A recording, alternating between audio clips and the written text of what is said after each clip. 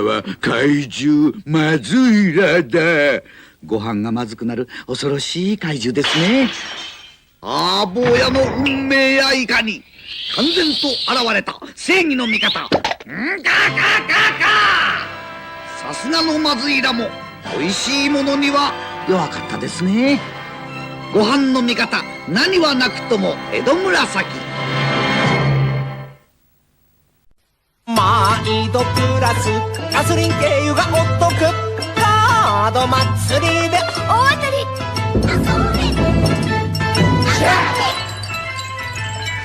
毎度プラス年会費も無料。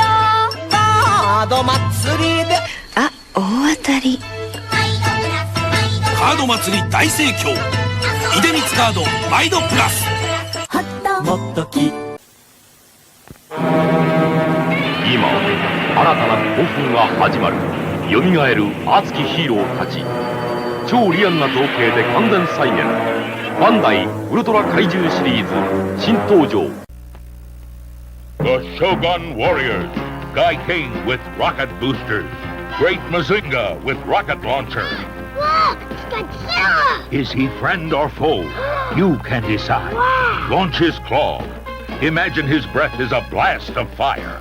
Good warning. The large Shogun Warriors and Godzilla. They're ready to strike when you are. The Shogun Warriors, Great Mazinga, Guy King, and Godzilla, each sold separately. Accessories not for use with smaller Shogun Warriors from Mattel. Today on Collectible Monsters, that's another classic kaiju movie chat. We're going supersonic, and it's Rodan time. Tiki Mushroom!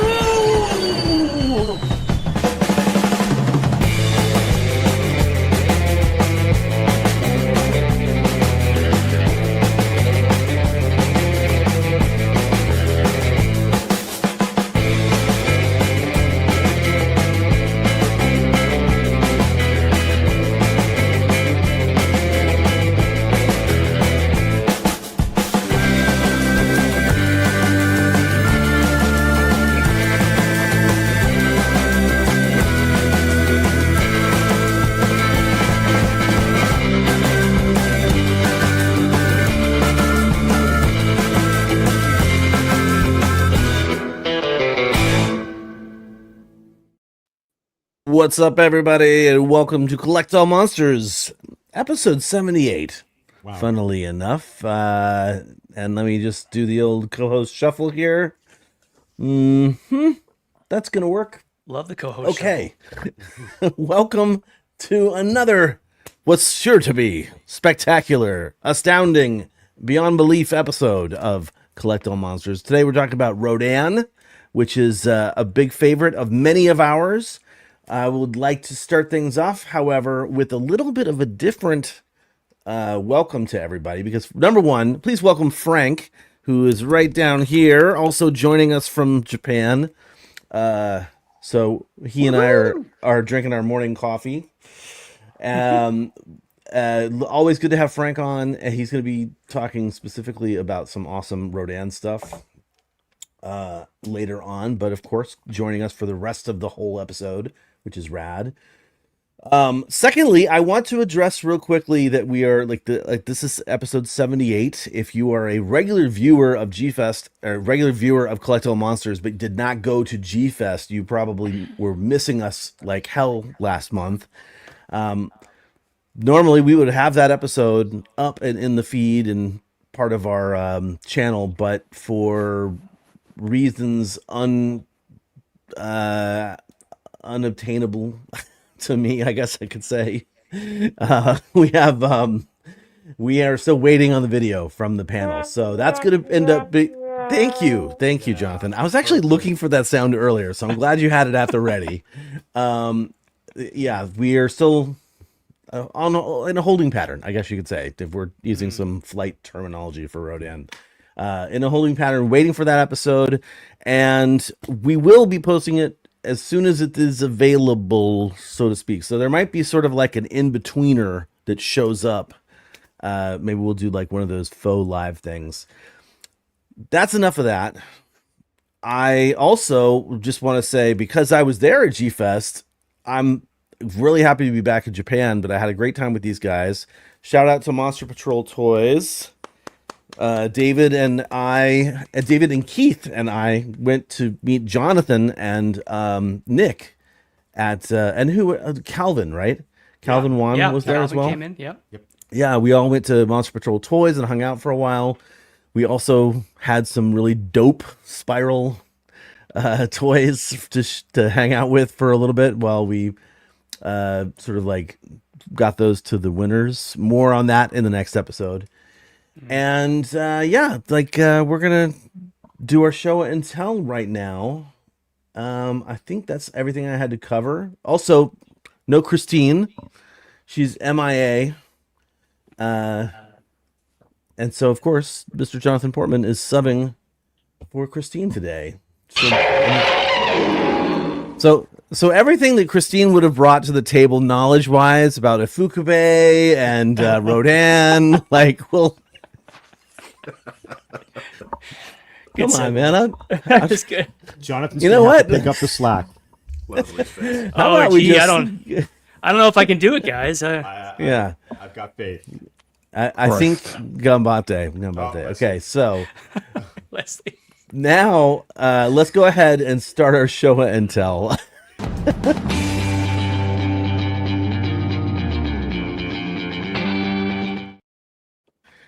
Yes, indeed, show and tell, our standard show and tell segment. What we're gonna do this time, though, because I'm being weird, is I actually have something else I wanted to do before I kick it over to Leslie.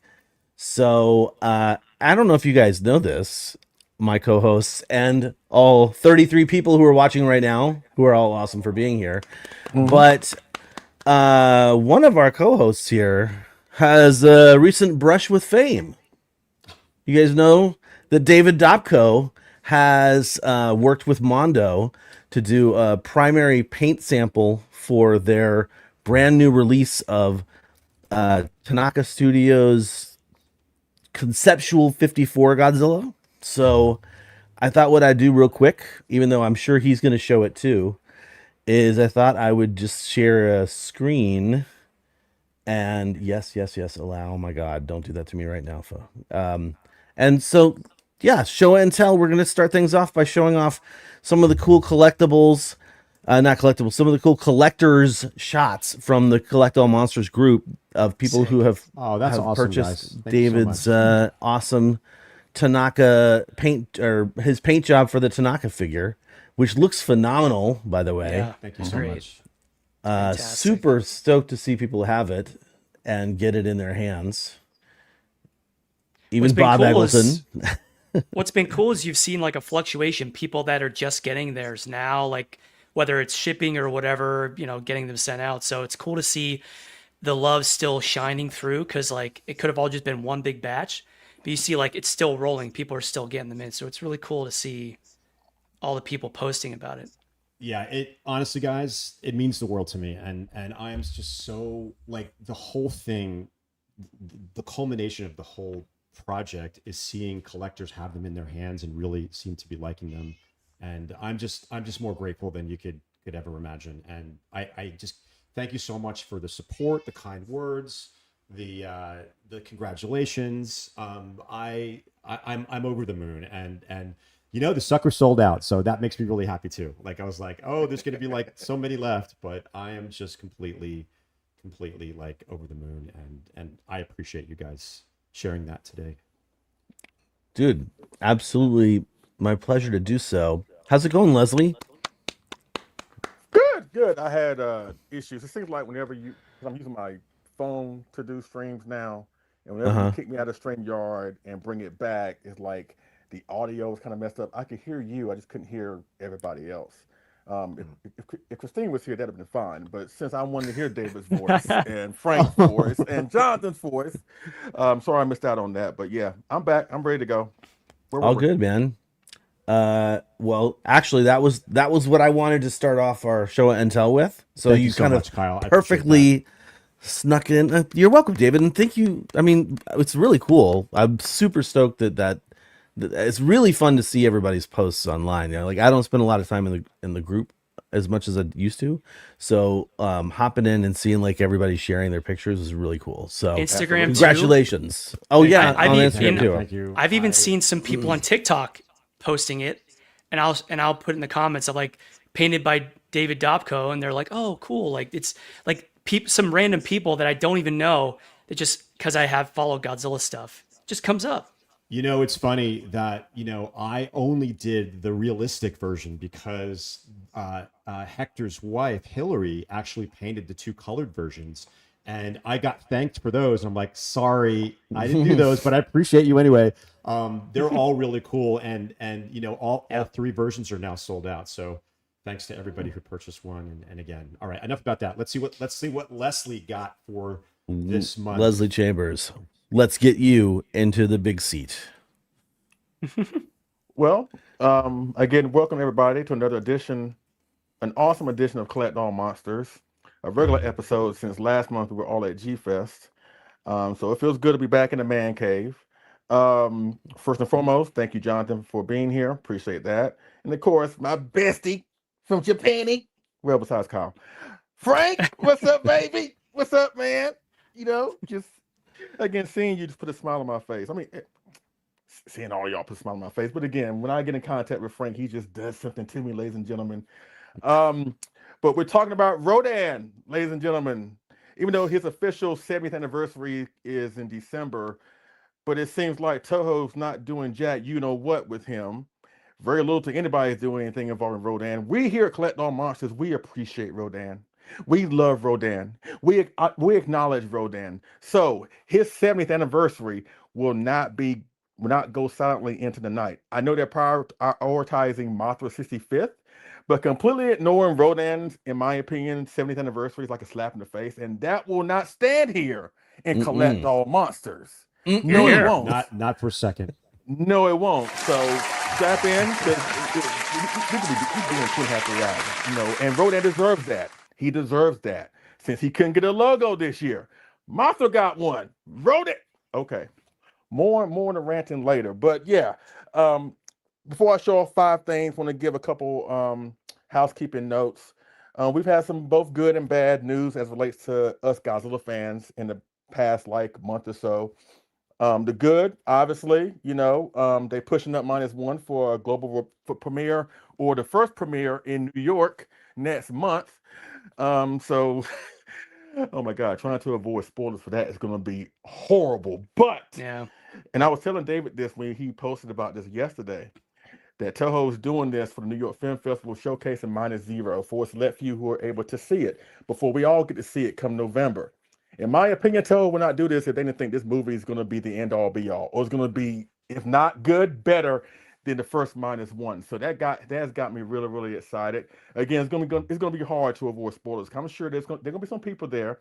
I think the general public is invited, but there's going to be journalists and film critics there. But to say that nothing spoilerish will get out is kind of impossible in the world that we live in. So hopefully, people will just be cool and let the rest of us get there when we get there. But I have little faith in humanity these days.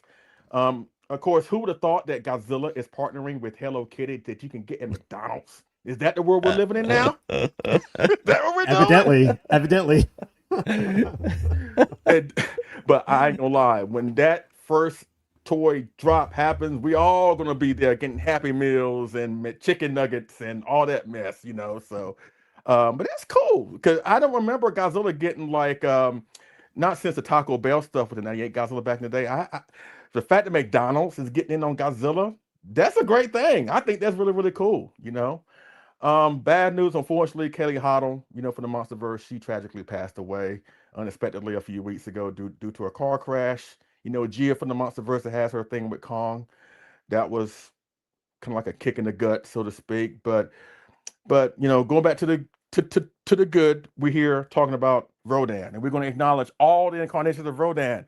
Consider he's only been in 7 films, and that really killed me when I started doing research about this before the show happened. He's only been like in 7 live action films, but his legacy is still that awesome, despite him being not as many films as Godzilla, Mechagodzilla, Ghidorah, and Mothra. But again, we'll talk more about Rodan towards the middle of the show. But now, five things to show off. Now, I got this after we had our June show, and I wish Christine was here because I would love to show this in her face. But I want to show this off: the X Plus 30 centimeter Great Clash Godzilla from the Great Clash. Wow, Beautiful. That's awesome. wow. Yes, awesome. Yes, That's awesome. a regret for me. And it's the Rick version, so hopefully it won't crap out on me on live television, ladies and gentlemen. But yeah, this is really cool. It's my favorite Yamazaki X Plus Godzilla that they have done so far for X Plus.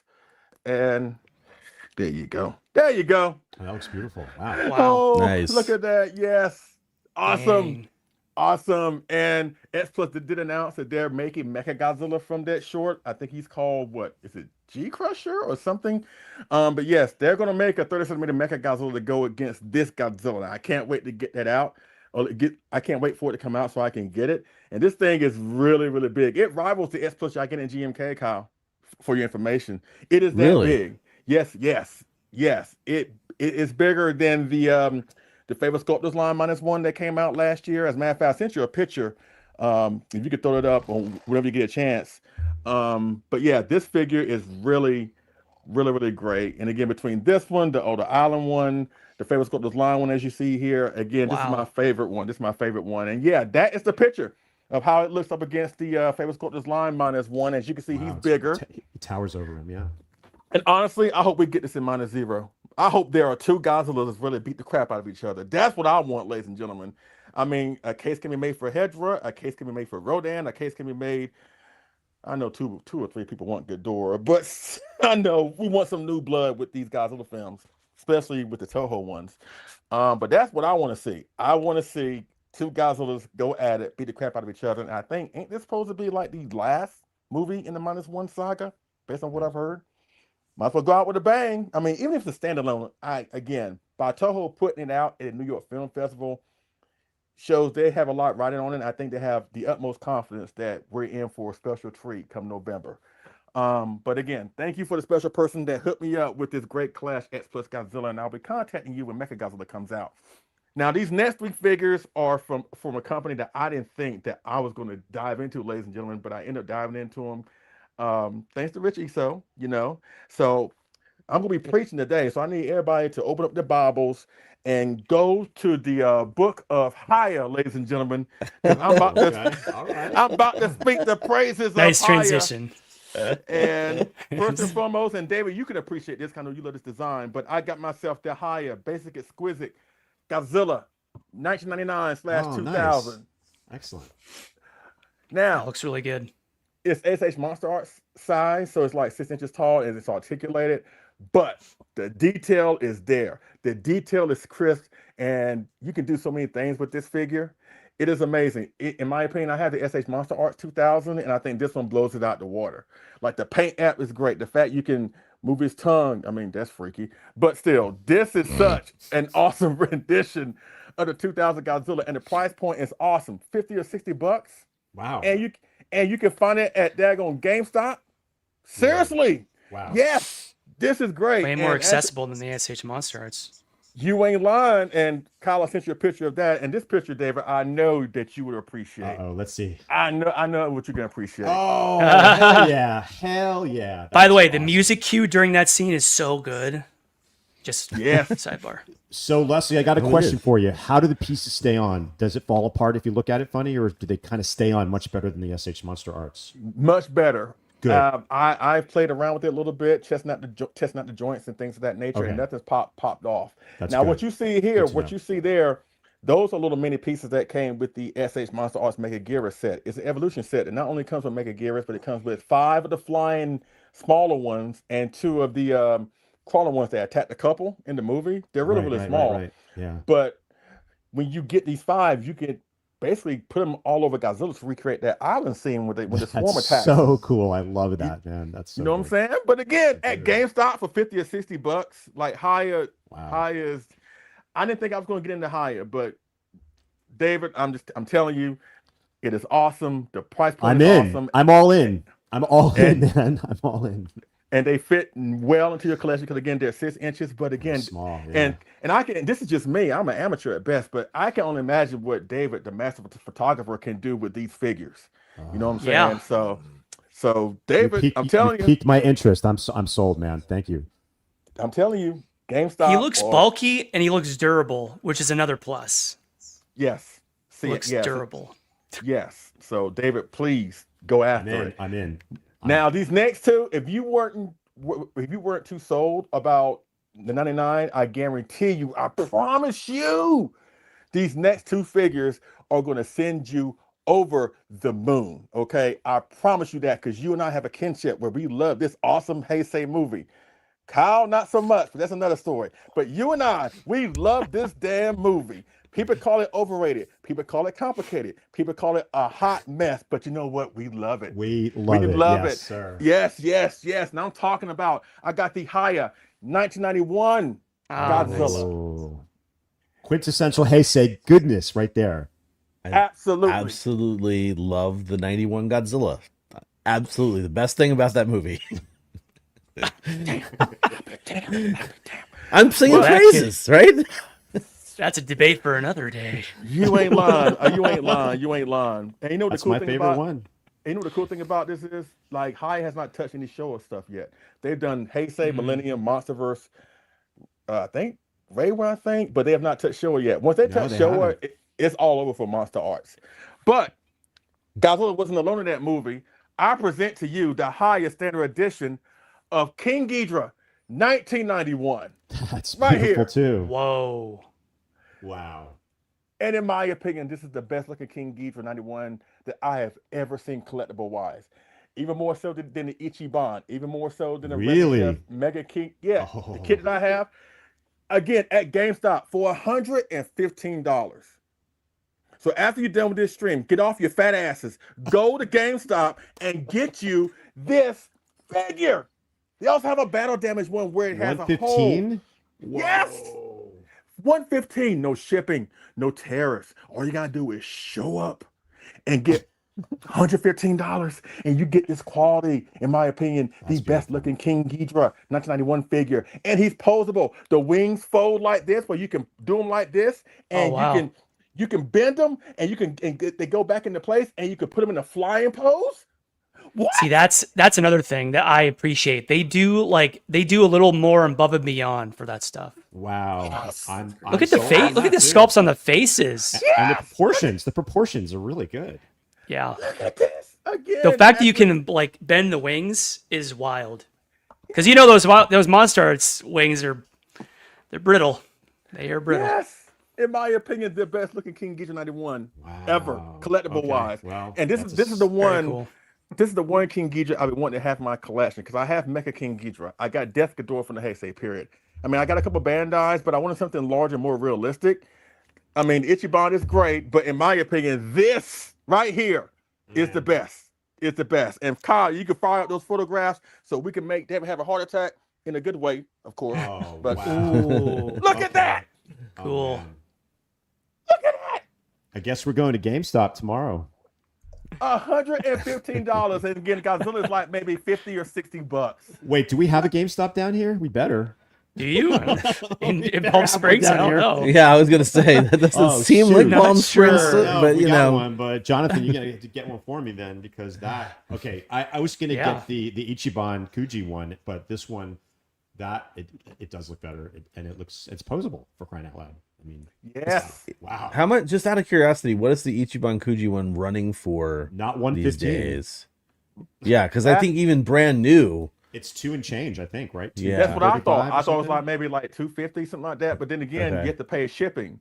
But with this one, all you gotta do is get off your fat asses, get in your car, go to your local GameStop, 115 bones, boom. And guess what? It comes intact in the box. You have to attach no tails, no heads, no wings. It comes in one piece. Yes. That's pretty. I mean, I've been impressed with Haya anyway, because, you know, I think everybody here knows the way I feel about SH Monster Arts figures and why I don't own any anymore. But that's pretty impressive, I have to say. That's probably the most impressive piece I've seen from them yet. Yes. And they have a battle damage one too, where again he has a hole in one of his Oh, wings. that's right. And the hole in the wings, right? Yeah. Yeah, and the other wing has partially blown off, and it comes with an alternate piece where you can take off the middle head and get the separate piece. You know what I'm saying? I do. Yeah. Cool. That one, $115. I have it, but again, I'm trying to keep my limit to 5. You'll see it next month. But again, get this. Go to GameStop and get you this figure. Is Keith in the chat? Because we're going to GameStop tomorrow, just in case you're in there. I don't think he's in here yet. Well, He's we're like going. And last, certainly, but not least, trying to speed this up. 'Cause I know I've been kind of long-winded, but again, I want to give to the special person that helped me secure this figure. Gotta go out with a gigantic size bang, and of course, I had to get myself the awesome X Plus Gigantic Series favorite products line of the Omega Beast, Space Godzilla. Oh my god, that thing is huge. That is a beast. wow. Yes. At first, I wasn't digging the cocaine look. I ain't gonna lie, I wasn't digging that. But when I went to Kaiju Brooklyn a couple months ago, I saw Rich's. He has one at his house. He does look like he's on. Look at that. He does look like on cocaine. Space Godzilla was not like this in the movie. You know what I'm saying? He hung out with Scarface. Look at that. That's you know a what I'm saying? fierce- Yeah. That's totally like say hello to my little friends yelling, right? Yeah, but I saw Rich's when I went to visit him when we went to Kaiju Brooklyn a couple of months ago, and he had this. And seeing it in person changed my mind, because at first I was dead against getting this thing. But seeing it in person, I was like, yeah, I have to have it. And the reason why I got it, because again, the stylized stuff from Mega Beast, sometimes I'm cool with it, sometimes I'm not. But what I appreciate about this is this is what would Space Godzilla probably would look like if he was a real creature that had more expression. The problem with the suit in the movie is it barely moved, it barely had any type of expression, but this figure kind of displays or conveys what would happen if he did have more range in his face and more motion in his body and all that good stuff. I love it. So I do recommend this. Whether you get the S Plus one or a Mega Beast one, I think the Omega Beast one comes with light up in his crown and his shoulder crystals, and I think it comes with 2 display crystals so you can display around him to recreate that Fortress Fukuroka thing. But if you love Space Godzilla and you want arguably the biggest one and probably one of the best ones, get this guy right here. So thank you very much. Again, sorry for being long-winded, but I've been thoroughly blessed. But again, that higher stuff, man. Again, get off your fat asses. Go to daggone GameStop and get you these figures. Oh yeah, I want to make this happen. It's definitely happening. Godzilla vs. Space Godzilla. Now, mind you, I know some people will say, "That's not the right Godzilla. You should have 94." I don't care about. I don't like the 94 Godzilla. He's too fat. He looked like he fell into a can full of Pop-Tarts and chose to eat his way out of it. I don't like the 94 Godzilla. I love the 89/91. He was more better proportion. So technically, he's still the Heisei Godzilla. So I got myself a gigantic diorama, basically, of Godzilla vs. Space Godzilla. If you're looking for Mogera, ain't worried about that. But again, thank you everybody for being here. Really do appreciate it as we talk about the awesome first winged monster of the skies, courtesy of Toho, the awesome Rodan. So I'm gonna kick it over to my main man down in Southern California, the one and the only, and there will never be another one like him, David Eric Ducky. What's up, David? Thank you, Leslie. Thank you for that introduction. I love these introductions. I love going after you. It's the best place to be. All right. Anyway, I want to thank Frank and Jonathan for being with us today. And it was great to be with my co-hosts at G-Fest. That was so much fun. The panel was great. I still wish we would have spent more time together, but it is what it is. We do what we can. We do the best we can. And it was great to see everybody. And thanks for everybody who turned out to the panel. It was great fun. And we're not going to talk too much about that because we have a whole show to show you exactly what happened. So real quick, I got a shout out too for Mr. Chambers, one of our co-hosts, who just did Donnie Winter's podcast, Growing Up with Godzilla. I just had a chance to watch it. I know Kyle watched it too, and Jonathan did too. I'm sure Frank did. Frank's going to probably watch it after this if he hasn't already. It was awesome, man. It was great. Donnie is so good at these things, and Leslie, it was great, and it was worth the wait. Actually, it was a very thoughtful interview. I love that you gave some shout outs and talked about the origin of Collect All Monsters. I thought that was really cool. And I learned some things that I didn't know about you. And I do know that we have so much in common when it comes to our likes We have some things that we disagree on, but many more things in common than not in common. But it was great, and I encourage all of you to watch it if you haven't watched it yet. It dropped last Sunday, and it's available on Donnie's YouTube channel. I think there's a link to it on Leslie Chambers' new Instagram collab link on our channel as well. Even better, I'm not sure exactly where that is, but yeah. And Instagram too. It's great because we all had the privilege to be on it, and Leslie was the final, jewel in the crown, and they're all great. And I know Donnie and I have talked about wanting to do. There it is, right there. There it is. Donnie and I have talked about him doing an interview with the entire cast all together, because we epitomize what growing up with Godzilla is. We're a bunch of different people coming together who love Godzilla, and so anyway, look for that in the hopefully not too distant future. And yeah, it's great. So real quick, thanks again, Kyle, for showcasing the Mondo Tanaka-san project that I worked on, and I just have to show him. Here he is. Oh, I mean, yes. So good. I know you guys are probably sick and tired of me talking about it, but it really does. It's a really big deal for me.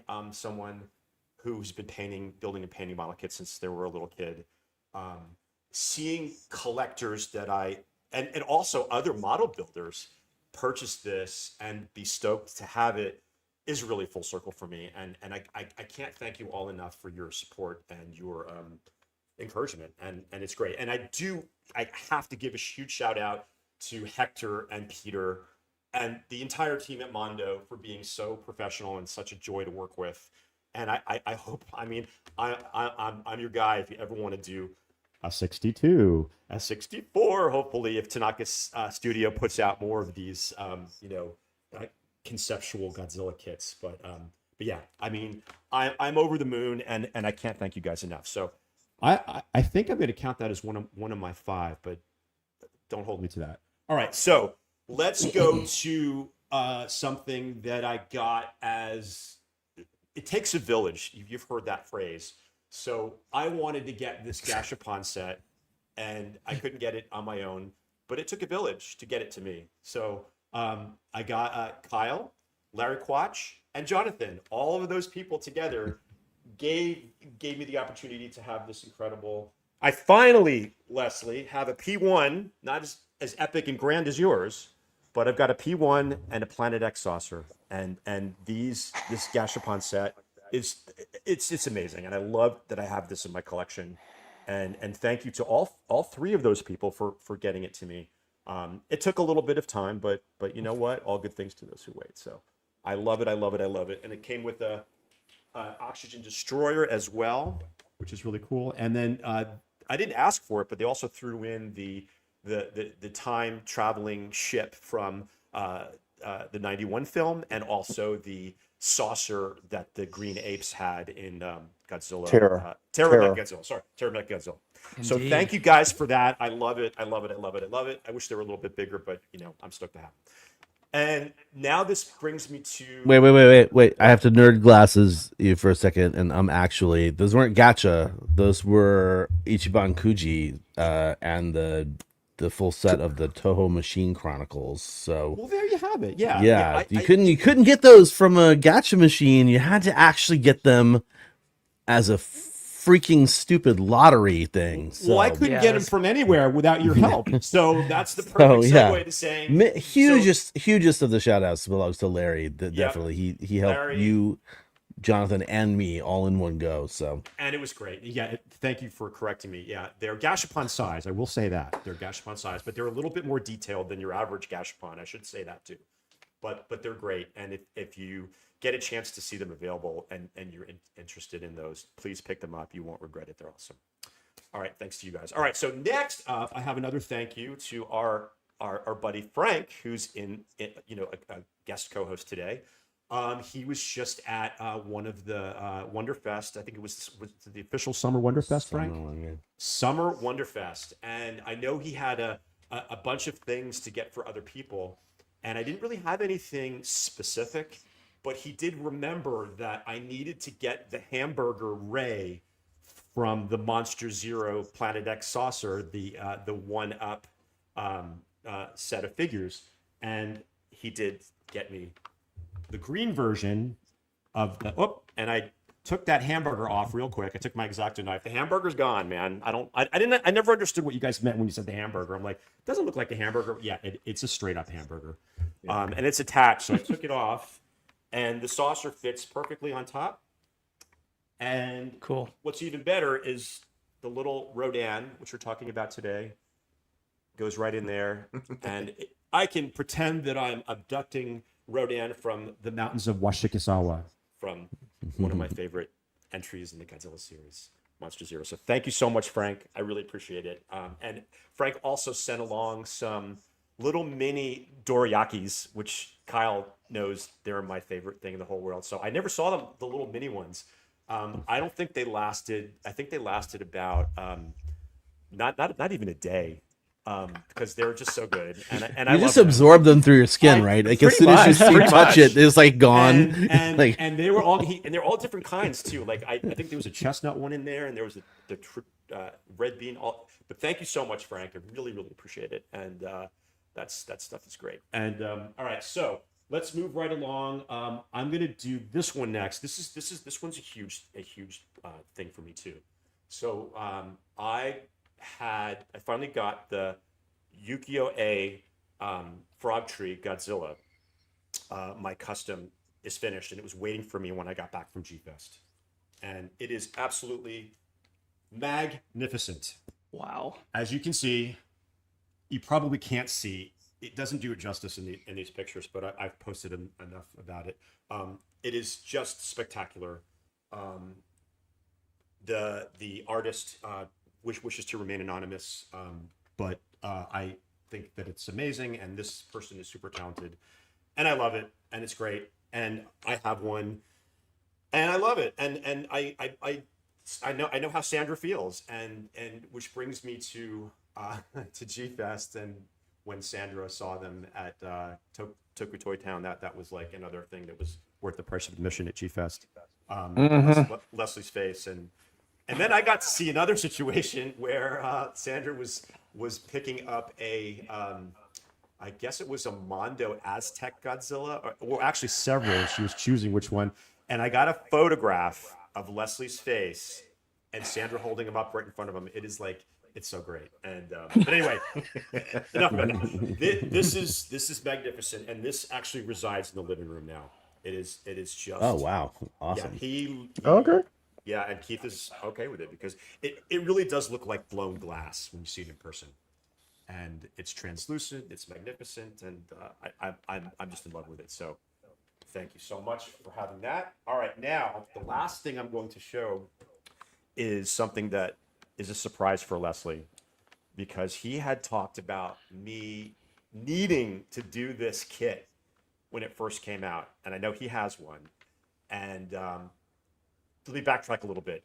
At G-Fest, we were supposed to have Doc Mack from Galloping Ghost be a panelist, and he was unable to. Something came up, and he was unable to join us. But I emailed him after G-Fest, and I said I really was hoping to get to meet you. I never met you in person, and looking forward to having you on the panel. And he's like, yeah, man, sorry. And I'm like, and I've never actually built a Galloping Ghost kit before. And he's like, well, I'm going to send you one. So he sent me a Galloping Ghost kit. He asked me which one I wanted, and I'm like, oh my God, I don't know. And I quickly looked at the catalog and well, there's only one answer. It's the one that Leslie recommended that I pick up. Of course, you can guess which one it is, Leslie. Which one is it? Which one? Final Warzilla. Oh, yeah, that's the one. Oh my God, how did you guess? Not. Come on.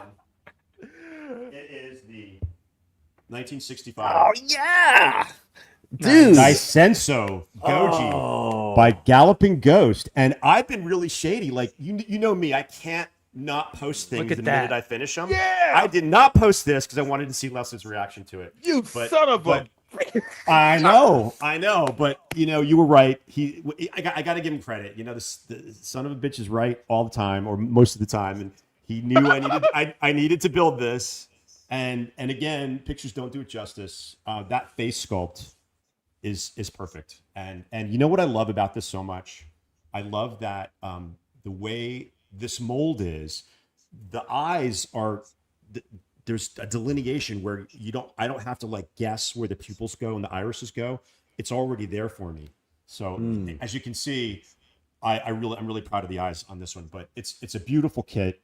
It's Congratulations, my man. Thank you so much. Thank you so much. And it's my first, but it's not my last Galloping Ghost kit. Now I'm all up in the catalog saying, "Ooh, what am I going to do next?" I think I want to do the Rodan. Well, maybe Rodan. I mean, I'm looking at that Godzillasaurus too because I don't have a representation of him in my collection yet. So, but you know what? He did say because he's at Chicago. He's like at an expo in Chicago right now, and he is debuting. I don't know when he'll do it. I know it's gonna be today, maybe, but he is working on a 30 centimeter King Ghidorah 65 kit. Oh, jeez. Well, that would be amazing. But anyway, there will be more in my future. And again, thank you. You damn right. Back. And thank you, Leslie, for putting it on my radar. And he's a great guy. And any of you model builders who haven't built a Galloping Ghost kit, they're great. They're great. And now I know how Marcellus and Greg feel because they've built several of his pieces, and he's a great guy. And again, we're really sad that he didn't get to be on our panel with us, but hopefully he'll be a guest co-host, and I think that would be cool, or even in like featured on our Collector's Moment. But anyway, okay, I want to give a little bit of praise to that real quick, David, because to me, when I saw Leslie show that off on his it was a supplementary, right? It was a Leslie, yeah. So when Leslie showed that off, what it reminded me of, try not to destroy my side collection area here.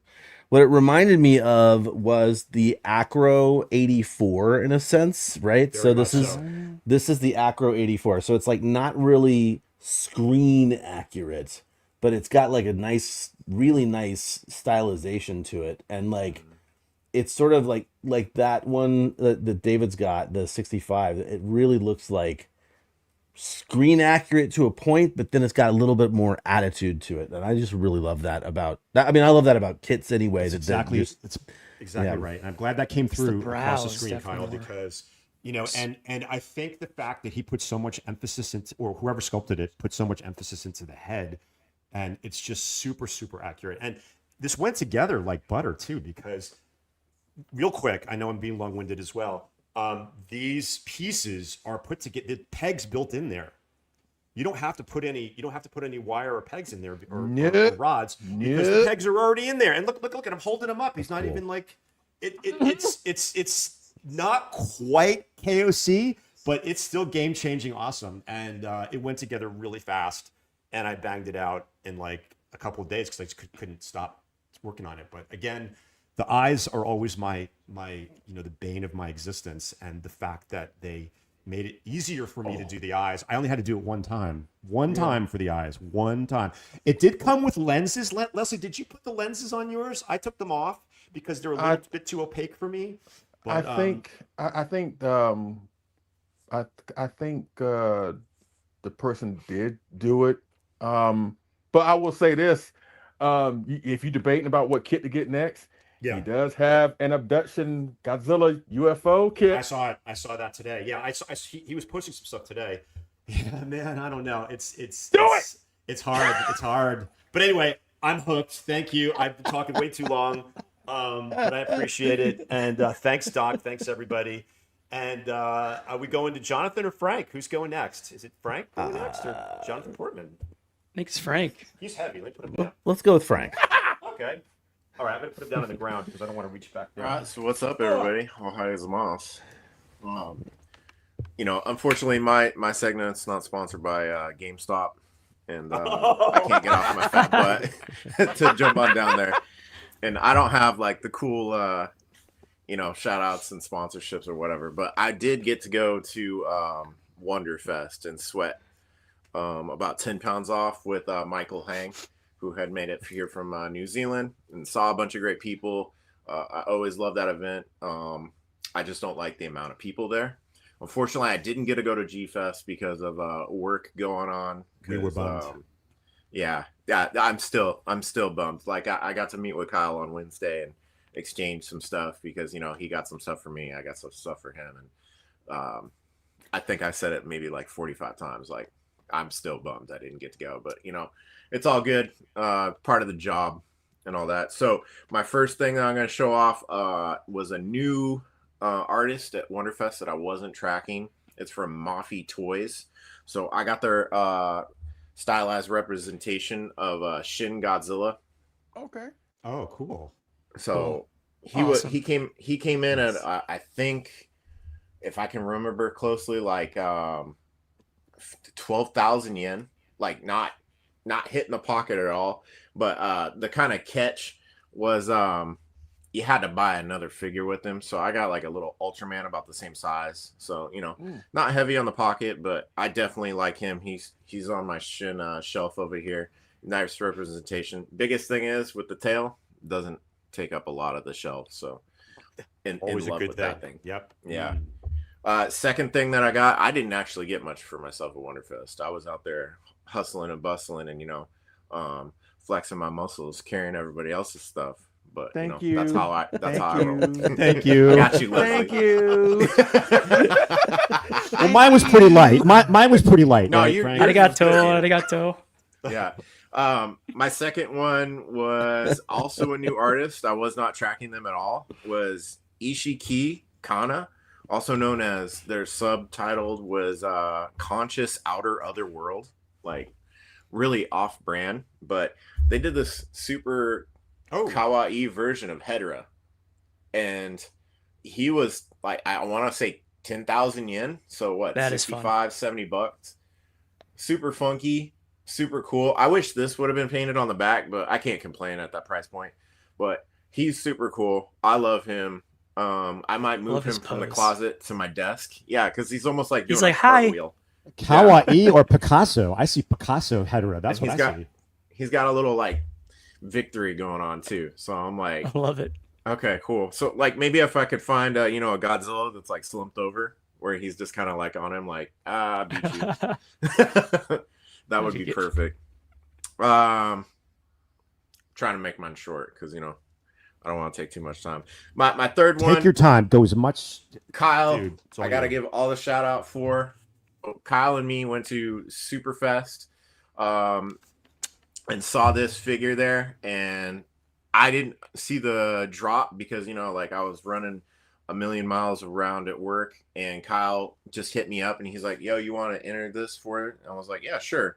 So he enters it, and then he just texts me like, yo, I got it for you. And I was like, what are you talking about? I was so out of it. He's like, so when do you want it? I was like, oh, for real? You like actually got it? So he got me the Dello Hedera. What? Which is like almost like a you got to bring that. You got to bring that up to the camera so people can. It's see almost like It's a mecha crazy. Hedera thing. It's got eyes everywhere. Oh wow! It's got pop it out of the back. Looks like And he's Slimer. Yeah, it's like a Slimer Right? mecha Hedera. Like he is so dope. Random. But the thing that I was not tracking on this figure, it came with a cassette tape, which is just empty. It came with a mixtape. What? It Interesting. came with a header and flyers for a concert. Wow. So it came with like a whole package. I was like, yo, this is absolutely cool. So he is definitely on my Hedo shelf. In there, he is perfect. He really reminds me of there's like an animated flick on YouTube of Super Shin Godzilla or something like that, and this is kind of like a representation in my eyes of like what that would look like if they ever make that. All right, my fourth piece, I got a little bit a while ago, but I wanted to share it off because like I'm still absolutely in love with this. So if you have, I actually took it down, but like they have a company here in Japan called Anything. They make the sushi aprons. So they're like made out of jean material, and they're dyed with the indigo blue that you can only get here basically in Japan because of the cultures and whatever. So they make everything like that, the aprons and materials and stuff like that. And they've kind of branched out. It's more touristy. So they'll do collaborations with Ultraman, Godzilla, Sailor Moon. Like you can think of any company, they'll make like off brands. And they did a one-off time event with Maro-san and this artist named Takashi Yoshisaka.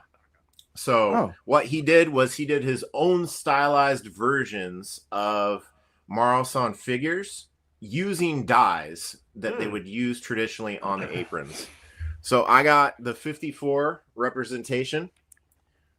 Oh, wow. And what he does is it's an actual white Sofobi, and he paints it with the dye.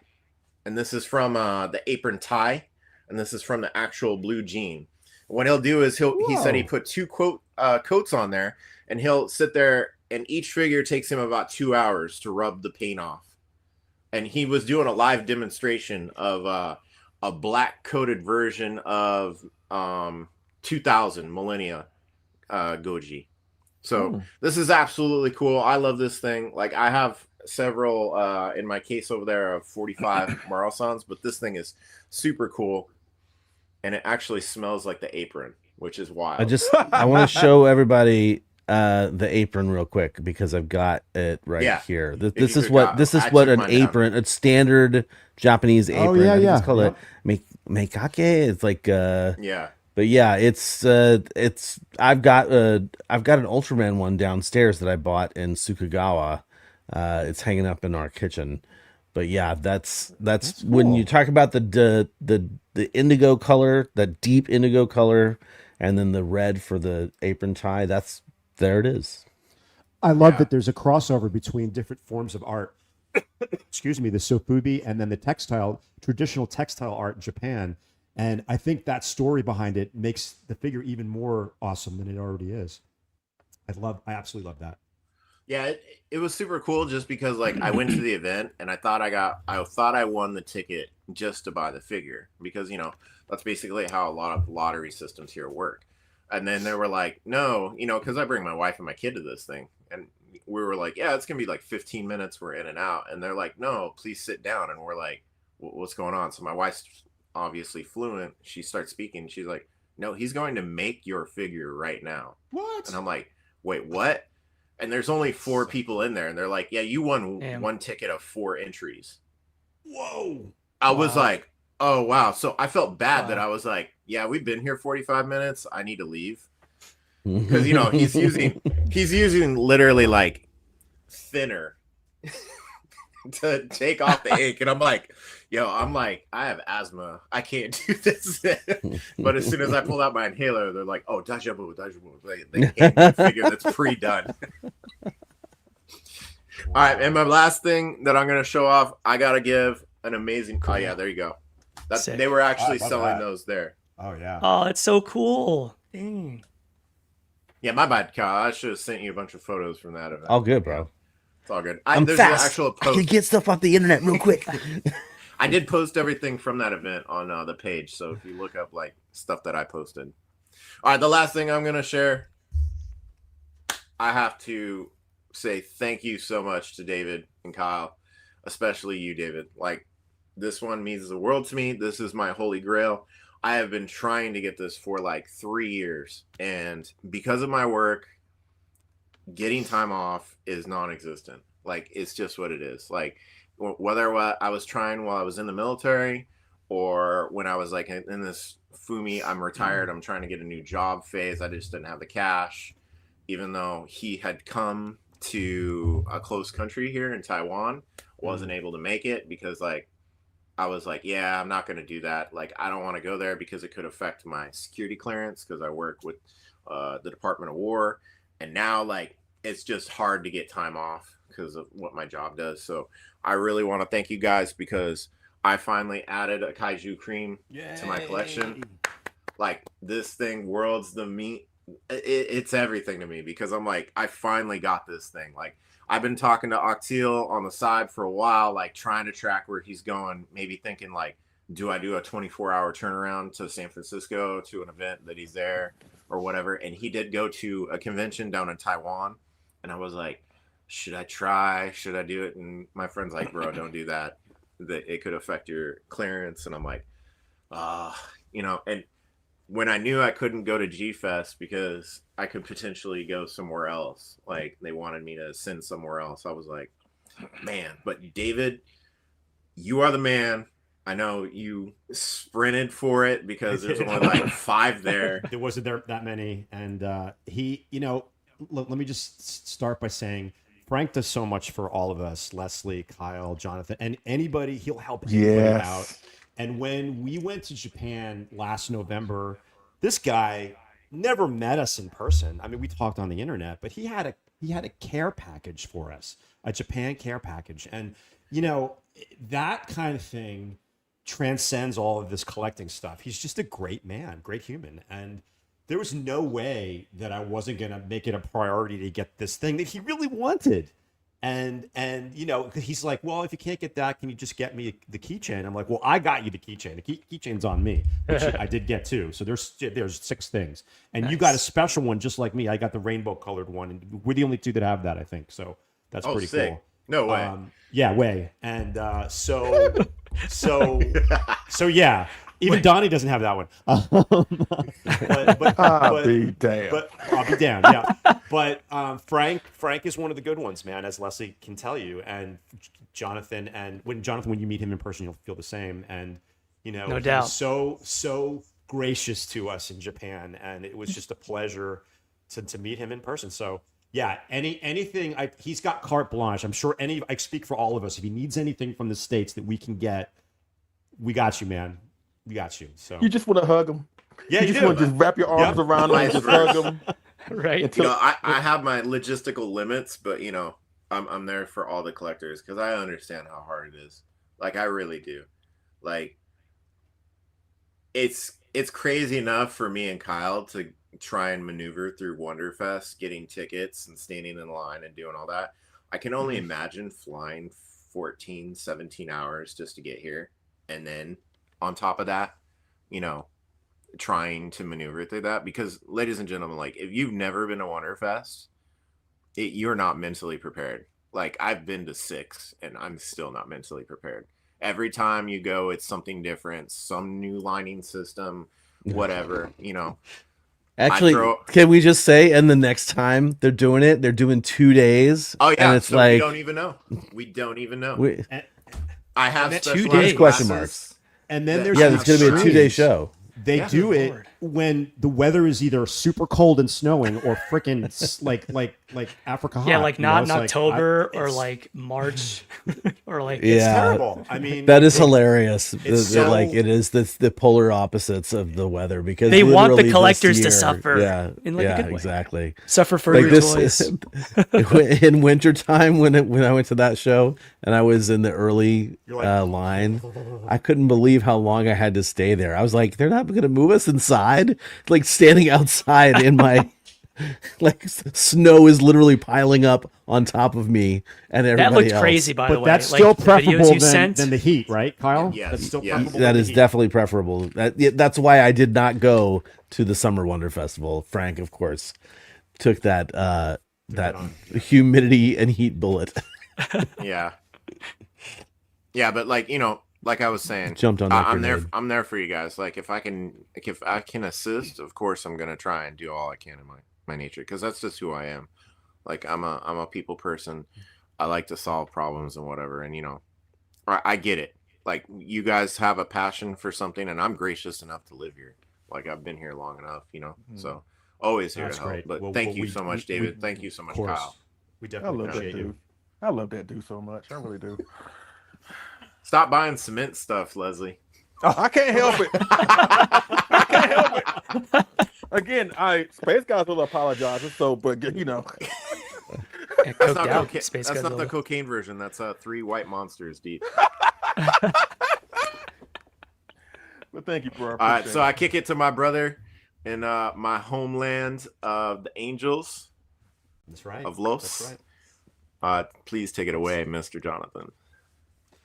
Well, hello everybody. How can you follow that? It's great to be back. Certainly, I really missed G-Fest. I could not make it either.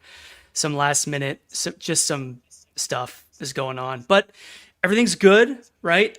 What was nice is I was able to see Kyle and David and Keith when they came to LA. That was a beautiful little surprise at the end. It made it G-Fest hurt a little less, but still, not gonna lie, seeing all the photos and the videos and stuff is definitely missing being there.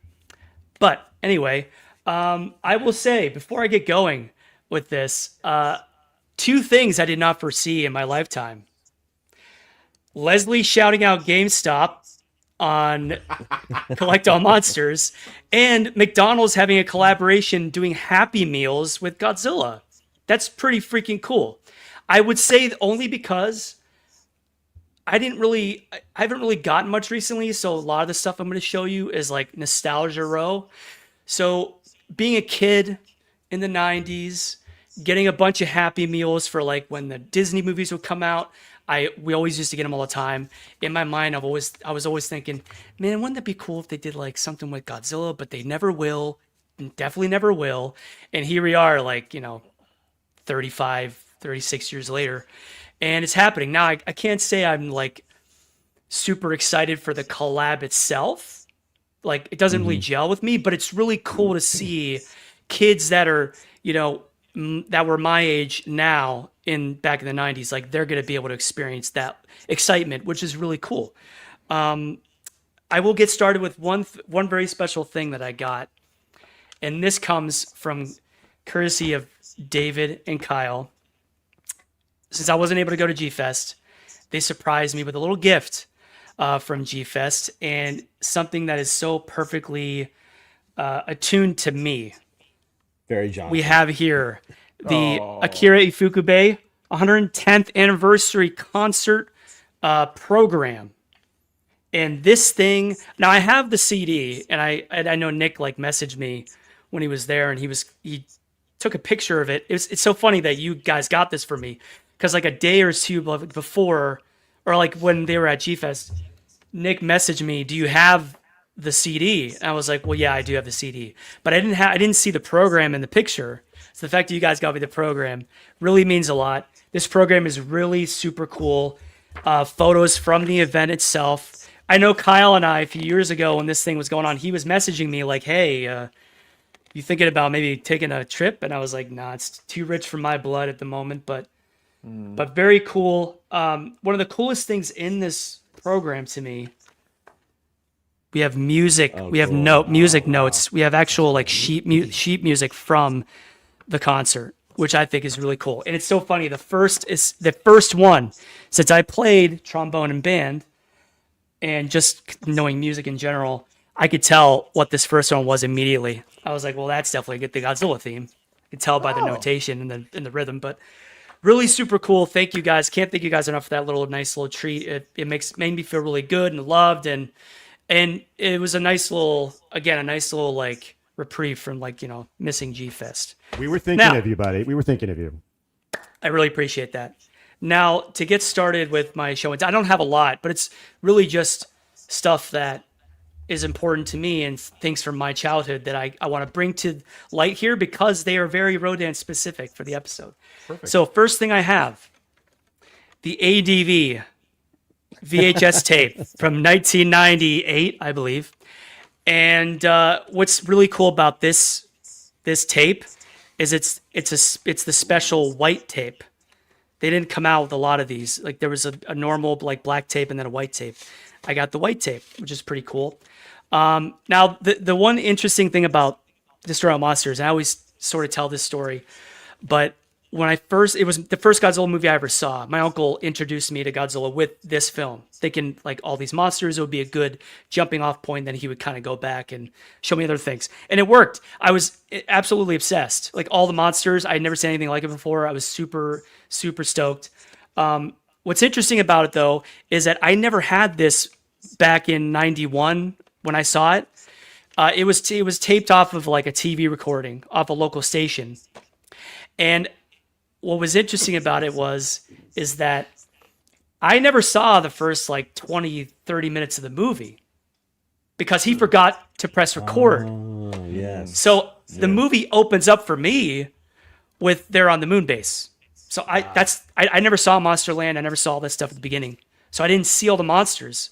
So my first kaiju that I ever saw was Rodan, which I thought was pretty cool because I wasn't really like, I didn't know what was coming out when they said Baragon, but it's clearly not Baragon. I wasn't really sure. Well, like you couldn't really see like too much of the head, but we see a full kaiju in full sprint, like literally in the air. It was Rodan. So I thought that was really cool. I was like, whoa, what is that? So really cool thing that I just, have here from my childhood. Love it. Love Destroy All Monsters. More so as like a nostalgia pull, and like it's a fun movie. It's not necessarily my favorite Godzilla movie, but I love the score. It's got a great score. Let's see what else we got here. Yeah, I know Leslie would be cheesing over like here. A Matango laugh from Leslie. Yeah, we all know Leslie's on that. We all know Leslie's unpopular thoughts on Destroy All Monsters. So let's move on from that. Let's go. Let's go to another one that I absolutely love, and it's this one that I saw incessantly in Suncoast Video Store and always wanted to have it. The Paramount Gateway release of Rodan, and the artwork on this is the artwork on all of them really is incredible, but on these especially, the detail in the illustrations and everything is just like it's second to none. In the back, I love the aesthetic. Got a screenshot from the film in the back, little synopsis. I just love these, the color aesthetic and everything about them. Super, super cool. One that's definitely prized in my collection. That's one of the best ones, I think. It really is. And another one, courtesy of Video Treasures. Now, this one has low-key become one of my favorites because of the just sort of Picasso-y painted sort of feel it has, like the abstract coloring. And yeah, it's very cool. And Video Treasures for me is very important because in terms of Godzilla movies, the first movie I ever saw the most first Godzilla VHS I ever saw was the Godzilla Raids Again VHS, which I couldn't stop looking at that cover forever because of the two monsters on the cover, Angulus and Godzilla just fighting with the burned out city in the background. I just thought that was super cool. My uncle would always have it like on his staircase, and like he had like a collection of VHS stick down the staircase. And that was the one I always would just sit there and stare at it when I was a kid. I just loved it. I loved everything about it. And what else? I gotta say, I'm gonna save you guys some time. That's pretty much it. I've been on a major hiatus recently, so I haven't really gotten myself much of anything. I was gonna show off the Ichiban Kuji set that David got, but I figured he already showed it and we've already seen enough.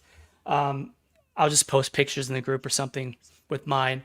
But that's my show and tell. Awesome. So Kyle, friend across the pond, what do you got? Well. Okay. I am, in the interest of time, sorry, Helmy, who wants us to have, live stream all the times. I'm going to blaze through some stuff. Number one, anything I got at G-Fest will be saved for the G-Fest episode that we did. So, while I was at G-Fest, that's a good, best way to start this. Mm-hmm. I was in the coffee shop, because we start our mornings drinking coffee. At least David and I do. And I was in the shop and I saw some dude with a GMK shirt. And I thought I had my finger on the pulse of GMK memorabilia. And I had never seen this before. And so I asked him where he got it because it was a cool looking shirt. And I was surprised to hear him say he got it from Roosevelt, RSVLT, right? I don't generally care for their shirt styles, personal choice kind of thing, not my style. But the T-shirt is amazing, and this has got an interesting design choice here, which I don't hate. But look at this thing, man! Oh, sick! Great, I love that. Yeah. Oh, interesting. So yeah. So thanks. Shout out to the dude in the coffee shop who showed me, who told me that I could get this at Roosevelt. The funny thing was when he told me about it, I went and looked up the site, which I had been to before, but it was sold out, completely sold out. And I was like, oh, well, of course it is, because I want it. And I even said, I think I even posted in my story, I was like, hey, Roosevelt, when are you going to restock? No kidding. Like a day later, they had a 2X in stock. And I was like, well, I have to get this. So I bought it, Cool. sent it to Frank. And then it took a month to get here. And so now, because Frank and I just met like the other day, I have some cool stuff to show off, thankfully. So that's one item. 2 item would be, I ordered from 4 Blu-rays from SRS Video. Now you might be thinking to yourself, Kyle, why are you ordering any Blu-rays from America when you live in Japan? Well, I still like, subtitled stuff. I still don't speak Japanese fluently, and they don't always release the stuff that I want here. So number 1, I'll say this is Brush of the God, which I got to see in the theater, which was great. Unsubtitled, it was still great. There is a mini documentary on here about the life of Keizo Murase, which I haven't watched yet, but I think I might be in it, maybe. Oh. I sent a little clip to the guys who were making it, so fingers crossed. I can't watch this until I finish Ultraman Tiga, which is currently in my Blu-ray player, aka PlayStation 4. Secondly, I have a yokai collection, and I bought this to supplement the lack of. Let me actually get Daimaji's face to sort of halfway meet mine there. This is the Yokai Guardians. This is the most recent movie. We talked about this briefly during our Daimajin episode because Daimajin is in it.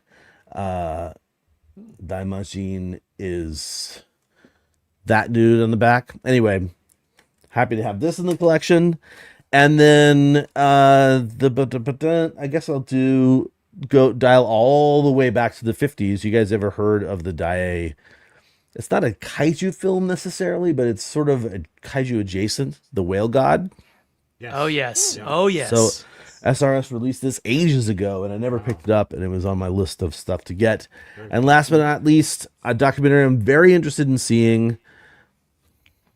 Yes! Ishiro Honda, Memoirs of a Film Director by I saw Jonathan that at Bells. I saw that at G-Fest. Yeah. So I'm stoked to have these. It's been a while since I've got some Blu-rays, so I'm very happy to have those. And the last item I had sent to Frank, we have these shows we cover all the time, like Wonder Festival and Monster Palooza and Designer Con. Designer Con moved from Pasadena to Las Vegas, but apparently, unbeknownst to a whole bunch of kaiju fans and collectors, they did have a small Pasadena show recently. And I was looking at, people who were covering it online and stuff like that, and I saw something that I had never seen before, similar to the Godzilla Lucky Spine by Octeal. Mm-hmm.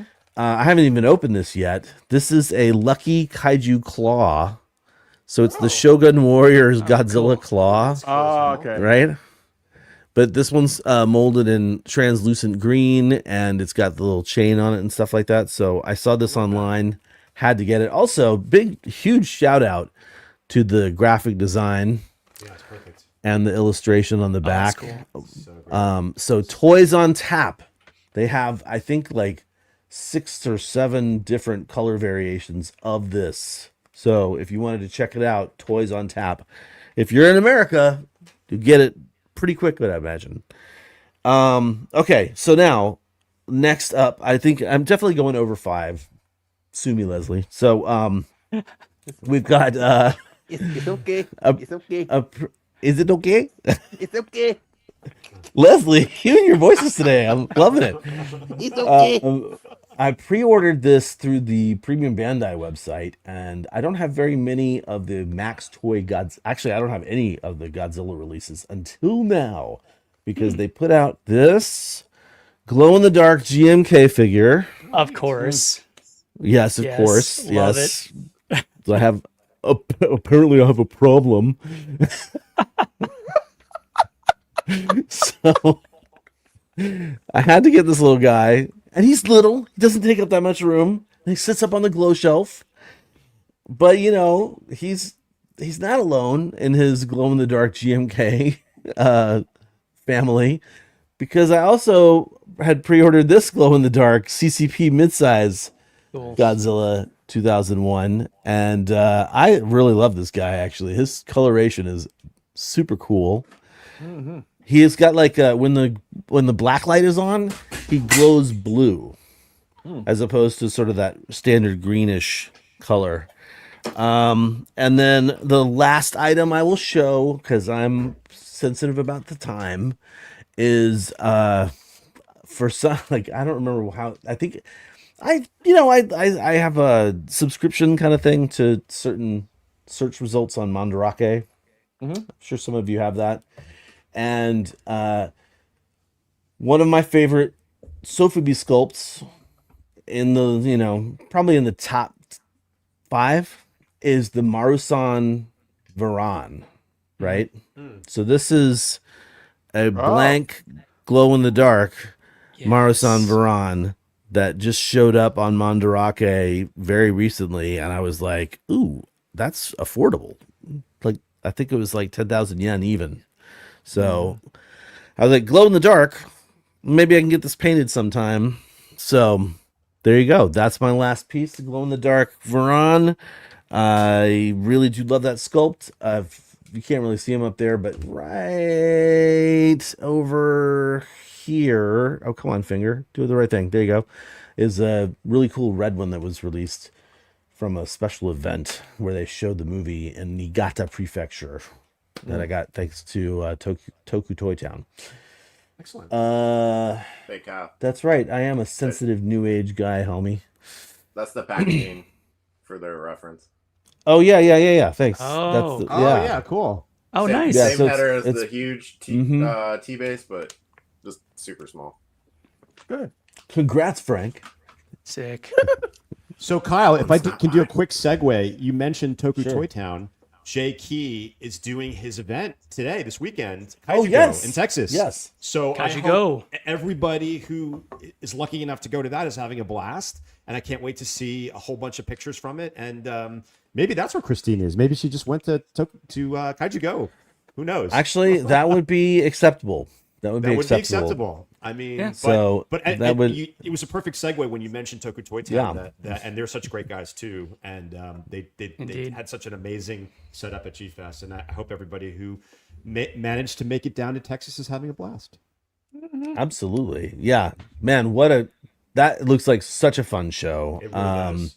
And we got a walkthrough of the show last year or the year before. I can't remember which Ryan, one, but- right? Didn't Ryan Wilhelm do Yeah, it for us? Ryan did it. Yeah. It was He's there- so he's there cool. again. It's such a really cool show. So It's getting bigger too. Like Leslie said, Kaiju Brooklyn is definitely on the map now and on people's radar. I think Kaiju Go is like the southwestern sort of version of that now. So there's another option for us Godzilla fans. It's a good time to be. It's a good time and a bad time to be a Godzilla fan. Let's face it.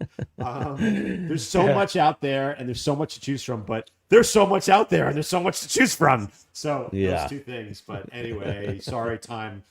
Let's do it. Sorry. Bye bye. Homie's gone.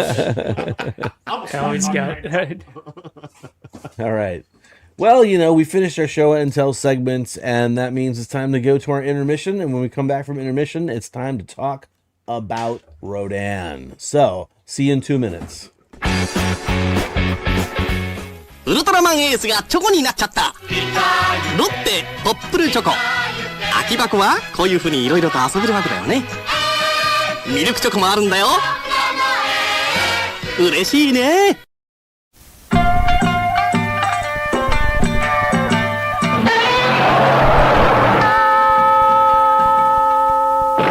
プッチンプリンをどうぞ。プッティコプッチンプリン。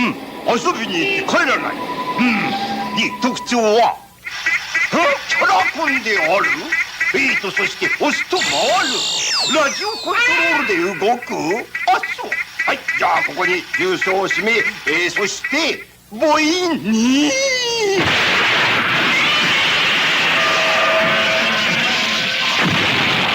キャラコンゴジラバンダイより発売中。キャラコン怪獣も続々登場。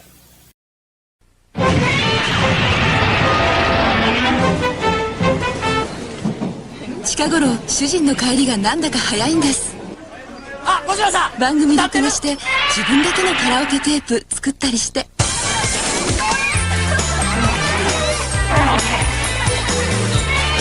本全国津々ラララ、今度は歌える G ビデオラララ。新登場。すごい簡単気持ちいい。ピッチャーチ。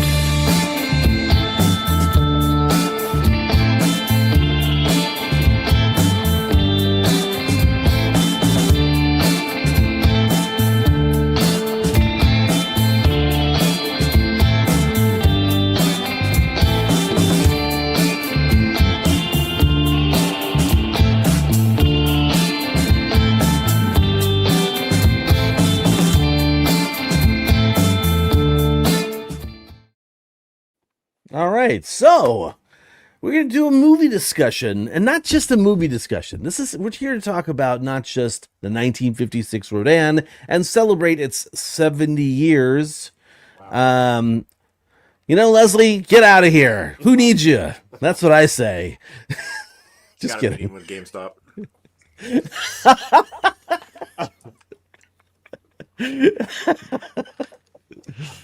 Oh man, those sponsorship dollars are just gonna roll in. Okay. Anyway, yeah, so we're here to talk about Rodan. I don't know how much I've talked about Rodan on this show, but people who know me from the Kaiju Cast and listened to the Kaiju Cast probably remember that this was essentially my first Kaiju movie ever, and not just that it was my first Kaiju movie, because I was a dinosaur kid. And I had no idea who Godzilla was really until I saw the Hanna-Barbera cartoon, which I was telling Frank the other day that because that was my childhood introduction to Godzilla, I just thought it was a cartoon, and I did not know that there was a whole movie thing. And then when the Shogun Warriors toys hit my toy store, I was like, look, a Pteranodon, Mom! And eventually got that Shogun Warriors Rodan, and yeah, I was hooked, but I still had no idea what a kaiju was or anything until my mom, and later on in life when we had moved to Atlanta, Georgia, and we were in a VHS rental place many years later. My mom was like, hey, look, that movie that's the monster that you had as a kid, that toy Rodan. And so that's when I first saw Rodan, probably about 10 years old. Probably only watched the first 20 minutes because I probably got scared from the Meganeuron scene, because yikes, that was terrifying. And these days I still love it. I love the dubbed version. The nostalgia is strong. The actual everything about it is awesome. So I think what I'd like to do is kind of go around the room. Also, do you guys want to see like the photos that I have from Toho? You want to see those? So I'll throw these up in the 100%. Background. We do not need to address them necessarily. I just want to make sure that you guys, as we talk, we'll go around the room, right? Like you could tell me and the audience how you were introduced to Rodan, and then from there we'll go into Leslie's questions because he came up with some questions, and then after the questions are done, Frank has some photos that we're going to share because he lived in Rodan's Roost, as you might be able to call it. So cool. So apologies. So, and yeah. So here's some photos. This is what I've got. I just kind of like literally, it's like everything. So, I will say to Mr. Leslie Chambers, how were you introduced to the 70-year-old today winged kaiju? I was first exposed to Rodan in Ghidorah, the three-headed monster. That was my first movie ever seeing Rodan. And I love I love Rodan's role in that movie. I know some people don't really like the suit and find it goofy. We'll talk more about that momentarily. But that was the first. And then I found out, he had a debut film. It kind of mirrors my introduction to Godzilla. My first was Megalon, and then I found out he had a debut movie many years prior to that. But with Rodan and his portrayal on how he brings the fight to Godzilla and all that good stuff he does in Ghidra, not a bad way to be exposed. You know what I'm saying? That's good, I mean, yeah. but we can objectively say that maybe the first film is the best one, but I'm sure we'll cross that bridge. But yeah, that's my first exposure to Rodan was Ghidra, the three-headed monster. David, what about you? Very similar, Leslie. My first exposure to Rodan was Monster Zero, which, as you guys know, is my first Godzilla film I ever saw when I was a little boy, and my father circled it in TV Guide, and because he knew I was a dinosaur kid, and he thought I would like it. And when I had never seen Godzilla before either. The first time I saw Godzilla was when he got lifted from Lake Myojin by the X saucer. That's the first. I'm like, what is that? Because can't really tell what he is. Sort of, because there was all kind of like folded up. And then when they got Rodan from the mountains of Washikazawa, I didn't know what the hell Rodan was. It was just kind of like an oval thing, right? It kind of opened up a little bit, but I'm like, what is this? And then, of course, when they thawed them out on Planet X and they battled, of course, King Ghidorah, Monster Zero himself. That was my very first exposure to A, Rodan, B, Godzilla, and C, King Ghidorah. So I can't think of a better way for me to be introduced to all of those characters. So that's it for me. How about you, Frank? Was Frank next or Jonathan? I don't know. Sure, Frank. I don't even know. Frank. Sure. Yeah, so like I've said, 84 was my first exposure to the entire universe, but Rodan was actually my second. So my grandmother, who was, my entire influence on my life, like she told me like, hey, there's this movie on KTLA, like on a Sunday morning. And I was like, okay, I'll walk over there. And, it's just starting. I think I walked in on the mine scene or something like that. Ooh. So I missed the initial opening, but I was absolutely hooked. And, this is probably my favorite non-Godzilla, like a single monster film of the entire Toho cinema. Like this thing, So not only does it hold a special the point, creeping floor. Yeah. Yeah, like I don't even know if I've watched the English version in the last 10 to 15 years, but this film holds such a special spot in my heart, not only because I lived in the area, but because like it was such a part of my childhood. Awesome. That's awesome. What about you, Jonathan? Well, Frank, that's an awesome shout out to KTLA. I love it. So I feel like I said this earlier, but my first ever experience with Rodan was Destroy All Monsters, which was my first ever Godzilla and kaiju film. Didn't really think much of Rodan then, although I thought he was really cool, but like not really showcased that much in the movie as like most of the monsters get similar showcase. Really, Angulus, I feel like, gets a lot more solo showcase, and Godzilla as well, than most of the other kaiju do. But I didn't see the original Rodan until my uncle he would just kind of weave me into it, showing different various films, the original Godzilla, and then the original Mothra, and then Mothra versus Godzilla. And he kind of showed me in, and then when he thought I was ready, he showed me Rodan, and boy, was he right, because that movie freaked me out.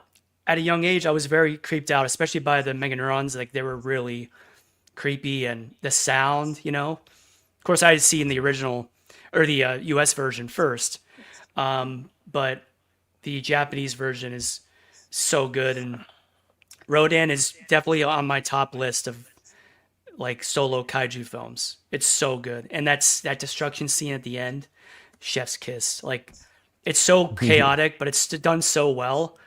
I don't think any other film in that era had really showcased what a creature like that could actually do and feel like in that scenario, in that space. Like, they did it so well. The miniature, the effects were so good.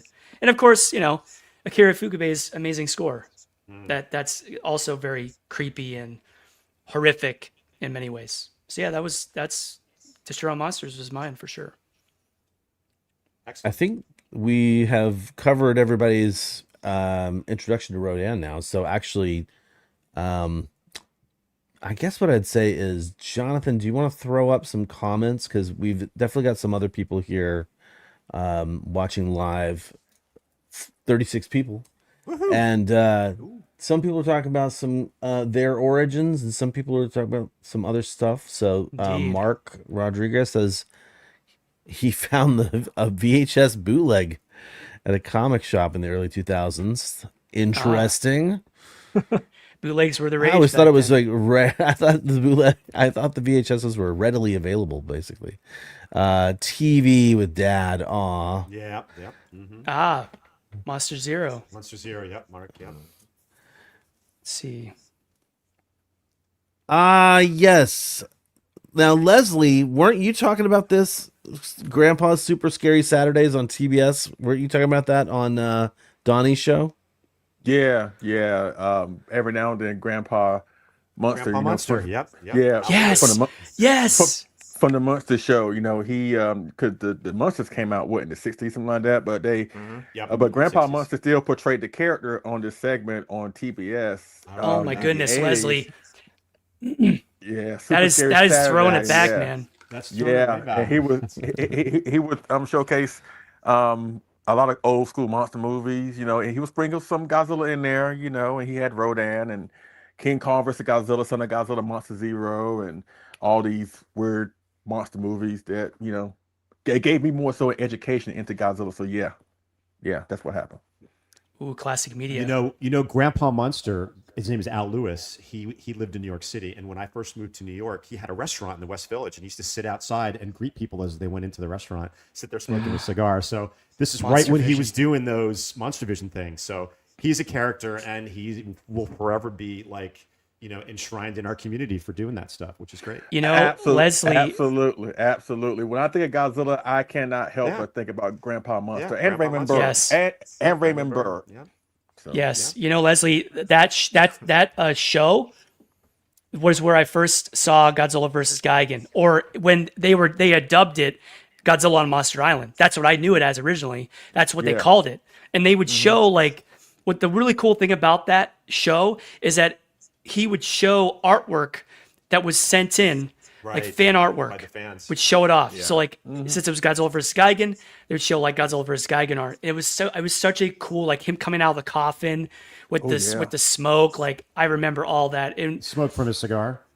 right. Probably. Also, he did. Smoking a cigar. And the thing about Grandpa Al Lewis is he never made fun of these movies. He liked them. Like some of these horror hosts kind of made fun of them. Like, oh yeah, I can see the zipper, that kind of thing. He definitely kind of didn't do that, which meant a lot to us, because we didn't want to go there to make fun of him. I mean, we have plenty of Mystery Science Theater stuff later to come, but I totally remember that. Yes, indeed. also, I love this TNT Monster Vision. Who here didn't stay up late to watch Monster Vision? I would stay up past my bedtime every night, or whenever it was on, to watch it. It was on until all hours of the night. And they would always show these movies. That was another Monster Vision was so fun. What year was that, Jonathan? Was that the mid '80s when that happened? What, Monster Vision? Yeah. What No, was that? No, it was late 90s, early 2000s. Oh, I was Yeah. already, No, early- I was already allowed to stay up late, so I didn't have to. No, early 90s. Early 90s. yeah. I Was it remember early I remember 90s? seeing I remember seeing it on TV in the when I first got 92, 93, 94 had a Monster Bash on Monster Vision. Yeah, that's right. It was one of the longest running series, I think, on TNT at that time. And then they had that dude Jim Bob, right? That was later on. Joe Bob. That was Joe Bob. that Sorry. was Joe Jim Bob. Bob. Sorry, whatever. Yeah, Joe Bob. I believe that's what you're thinking Joe of. Bob Later Briggs. in the 90s. Briggs. Yeah. Yeah. They need to bring it back. Have it They on do. the You ain't streaming lying. service. They really you ain't do. lying about that. You They're know what? so Through Joe Bob Briggs, he actually gave off some real Godzilla factoids or information. That's right. That was the first time I found out that Godzilla's roar was made by rubbing a glove on a contrabass. I was like, really? Yeah. So they played it straight. They loved it. So that was great. I think I saw someone hosting Rodan on one of those, and they were talking about how they changed the name because it's Rodan in Japan, right? But there was This is what the guy said. He said there was an actor named Rodan, and they didn't want to confuse people, so they changed it to Rodan. And I don't know, is that accurate? I don't think that seems a little shady. off. That seems pretty off. The one about the periodic table, like but it was the on sign, TV, yeah, so it must have been that makes true. that one I've heard. That's what I heard. It was the radon gas, the radon gas. Radon gas. They didn't want to confuse it with that. But it's funny because I don't know, Kyle. I don't think that's true. But maybe Classic media. Who knows? And somebody in the comments had to have seen that, right? Not just me. It's my fever dream reality. You're like, I woke up with this crazy dream, and this is what the dream said, or nightmare. Rodan. I'd like to Rodon. Radon. Right on. No, the actor. Ray Don. Yeah, actually, IMDb would probably debunk that pretty quickly if I chose to look it up. The actor Ray Don sued the King brothers. Let's see. By the way, Kyle, these photos are so good. Yeah, they're so good. That is a great photo. Also, props to Nakajima for like taking so much punishment during. I mean, isn't it like true that he was like hovering above the set, and like they cable dropped snapped him. and he fell flat to the ground. Like that's As crazy. like one of his big injuries, I think, or one of his, Nakajima, of course, would get injured, and then he'd be like, I'm good. Let's keep going, but take like a shot of sake and keep going. But look at that. Like he's, how much dust awesome. they had to kick up. He's goodness. like all covered up. All right.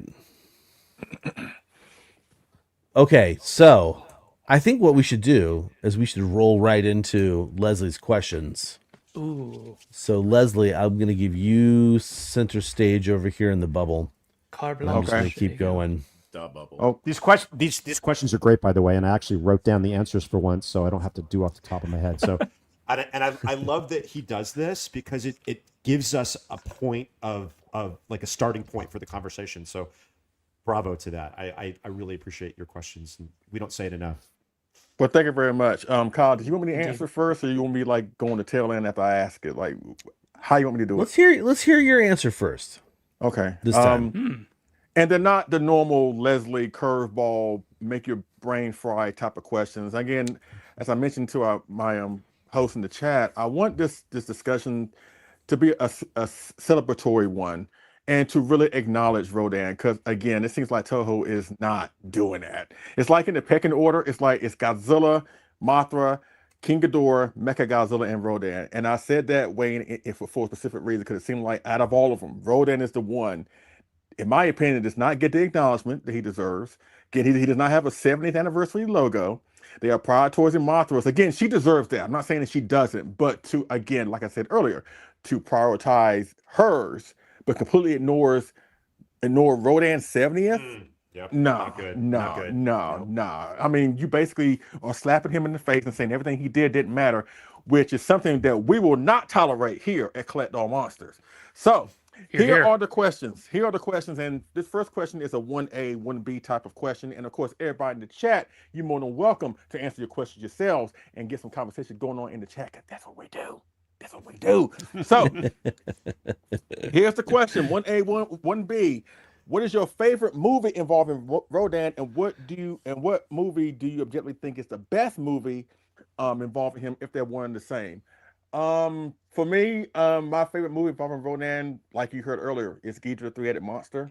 I think he's portrayed, because more likely what you're going to hear for the rest of the show is Rodan. The first one is arguably the best, and if you feel that way, you're not wrong. But for me personally, the fact he went toe-to-toe with Godzilla and King Ghidorah, that raises his stakes in my opinion. So my favorite movie is with him and Ghidorah the Three-Headed Monster. But I would objectively say that I think the best movie involving Rodan is the first. For so many different reasons. I mean, aside from the fact that when you watch that movie, you think it's a giant bug movie before the real villain shows up. So that was really clever that they did that, but way back in the 50s, right? You think the movie is one way, but it's something completely different. But that movie also is a horror film, a kaiju film, a sci-fi film, a disaster film, a love story, a drama. And you can apply all those aspects to the original Godzilla, But I think it can be argued that Rodan does the concepts better. They blend all the concepts better in that movie. But again, that movie, or at least Rodan in general, doesn't get acknowledged like that much. But so that's my answer. David, what about you?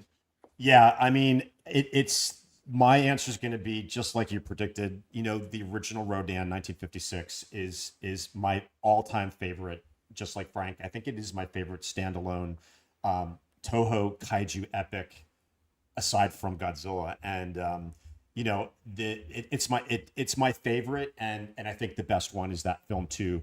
And I'll give you just a couple of reasons why that we can expand on later. Just like you mentioned, Leslie, it's a horror film, not just a sci-fi film, and everybody knows that I love horror. And that beginning, that opening in the mine where you don't know what's going on, it could be a slasher. It could be like a killer in there, like a human killer. You don't know what's going on, and then all of a sudden you hear these creepy sounds. And Ishiro Honda was greatly influenced by the film Them, which is obvious in the one scene where Shigeru gets trapped by the landslide, and the military comes in with the machine with the weaponry, and they're shooting at them, and it looks very much like a scene from Them. Dark, claustrophobic, scary, large, giant insects. And again, I'm sure Jonathan will expand on this too. The Ifukube score is just haunting and terrifying, and it catches you right from the opening second of the credits, where you hear that pounding, scary music with Rodan's iconic roar, which is actually, Leslie, too. It's also a contrabass, which also has a human voice in there as well. I found that out in my research. But yeah, the first one is definitely my answer for both A and B. So, how about you, Frank? What do you think? Yeah, I'm same on board. 56 by far is my favorite version of him. He's just scary. He's terrifying. You feel helpless, like when I look at it. And even almost to this day, like I'm looking through these photos that Kyle's sharing, which again, thank you. Like, because Kyushu, I'll be honest, ladies and gentlemen, other than Los Angeles, Kyushu's home for me. Like, wow. I'm going home next month, to Kyushu for about a week, and this just excites me even more because there's so many little villages and towns that look exactly like the photos here, and that's what really captures Rodan with me. And like, it was already one of my favorites, but it even brings it more forward because I'm like, this almost feels like it could happen today. And with the recent large earthquake down there and everything like that, and Mount Aso, and then you have the volcano down in Kagoshima, and like, the global warming aspect, Frank, that they actually talk about in the movie in 1956 is happening now. Yeah, like they talk about a lot of it, and like Kyushu is so many parts of it are unexplored. Like it brings that involvement of how helpless you are if something like this happened. And so many of the elements you were talking about, David, like the music score, the creepiness. I remember watching this as a kid, like with my fingers over my face, but trying to look through, like, it's so good, and I just want to give out like a subtle shout out to Singular Point. Like, I love that Rodan. Like, I know it's not a film, but that one, they were so good at bringing a different rendition, but like stylizing it and kind of like making it creepy again, because you're almost helpless at like how many of them are, even though they're easily defeated. That version of Rodan's almost as good as 56, because it's a very in the original film, I feel like he's not really a kaiju, even though he's a kaiju. He's an actual like monster, and from a different era that was awakened, and they kind of reflect back on that instance. Great. What about you, Jonathan? My bad. No bad at all, dude. That was awesome. I'm gonna reflect to everyone here. I think my favorite movie with Rodan is the original film. It has so many interesting aspects to it. You guys have pretty much nailed all of them. One of the obviously the highlights for me is the score. No surprise there. I love the score. It's very brooding in a lot of ways. There's a lot of ticking time bomb, ticking clock aspects with the score, even with the military attacking Rodan and Rodan attacking, the city and and the villages and the bridge, even the scene with the jets going after, Rodan. Everything about that score is just chef's kiss, even from the very beginning in the main title. You get this sense when you watch it of like this sense of horror and dread when you finally see Rodan, even when it comes out as as a baby, essentially, it comes out of the egg, and it's like you feel like this really like dark sense of dread, and you feel chills. Like it's like you're really scared of what you're seeing, and that's not common really with a lot of these films, especially mostly in the 50s when they're still doing like horror. Like The Mysterians has a lot of horror aspects to it. There are a lot of these films, they got lighter in the 60s, so we could appreciate the 50s for its grit and its realness and keeping the sensibility of the times. Also, like Rodan, not only one, but two, right? Two of them, which makes it even worse. And even when the second one's revealed, it's like, oh, there's a second one. Like, oh my God, like there's too much going on for them to think about what to do because they're people just trying to survive. Like this movie has so much iconic imagery. One of the scenes that I love, which they showed so much in stock footage over the years since then, was the scene where he's flapping his wings and the hurricane-esque winds are taking everything away, and you see the guy that's holding on to like the telephone pole or like a branch, and he can't hold on any longer, and he just like goes flying off camera. It's like stuff like that. It's very real, visceral, gets you right in the action, which you didn't really see a lot then. You really even in the original Godzilla, you didn't see a lot of that closeness of death and destruction up close. So Rodan really hit it, like really goes for it all. And I would say not only my favorite movie, definitely one of the best solo kaiju films, but also in terms of his best appearance, 100% the original. Like from the time he shows up to when he's coming down, the imagery, when he's coming down off of the building and like in the city and like the tanks and they're trying to get at him. It's like, it's cinema. It's magic. And that's the power of Rodan. So I gotta say the original 56. Right on. Rodan. See what I did there? I did. Kyle. There are two. Yeah. Man, yeah. I mean, what can I say? The original Rodan, I already said, it was definitely my introduction to this entire crazy world that we love.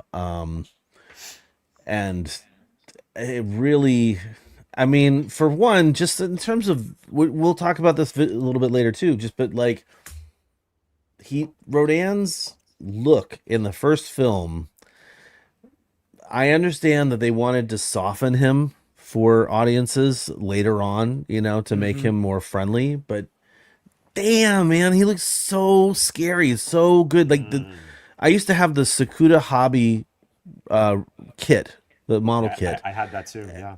And what I really loved about it, not that it would have been difficult to paint the eyes, but the eyes that came with it were these like almost like tiny black marbles that you popped into the actual head, or maybe they were already there. I can't remember, but like to me, that's one of the aspects of the first Rodan that I love so much is like those black eyes. Yep. Like he's not a god, he's definitely like, I think you could call him a mutated dinosaur for the reptile, record, yeah. And but in that, as I've said many times before, that first 10 years of Toho's kaiju verse, like they were really trying to figure out what they were going to be doing, trying to hit their stride, I guess you could say, in terms of like the formulas. And man, it's just such a unique piece because A, the horror, B, the monsters, C, the twist, which we've already talked about. Like to me, absolutely like my favorite, even though another one of the Rodan movies is also like one of my favorite Godzilla movies, which is Monster Zero. So yes, I've always been a fan of Rodan. I will always love that guy. But yeah, his first movie, so good. Okay. Someone mentioned in the comments, I just wanted to mention real quick about the final musical number that breaks my heart to this day. And, this was the power also of Ishiro Honda, which I love, especially early on. And no one could do it better than him. That could terrify you from a situation and then immediately make your heart break and feel melancholic for that situation that's happening, for that thing that's destroying everything, realizing and showing you that it's just a creature. It's just a monster. It's just an animal. It is not inherently going out to do these things to it's like he always said, like, monsters, it wasn't their fault. I'm paraphrasing, but it's not the monster's fault. It's so big, or what environment it habitats, Rodan is an unfortunate casualty of a civilized world that is too big and is now growing too big. And Rodan is sort of there, and in my opinion, is kind of there to remind everyone of not only like the mistakes that humans can make in messing with not only like nature, but themselves and destroying themselves. There's a whole lot of complex thematical elements you could root to Rodan as well as Godzilla, but Rodan takes a more primal, look at it. And I love that he can make you feel terror one moment and bring you down to sympathy and empathy the next. Like he's so good at that. I think he only did it 4 times in the Showa series. Godzilla, the original 1954, Rodan, Frankenstein versus Baragon, and War of the Gargantuas. That's it. I don't think he was able to do that, terrify us, and then make us feel sympathy for the monsters.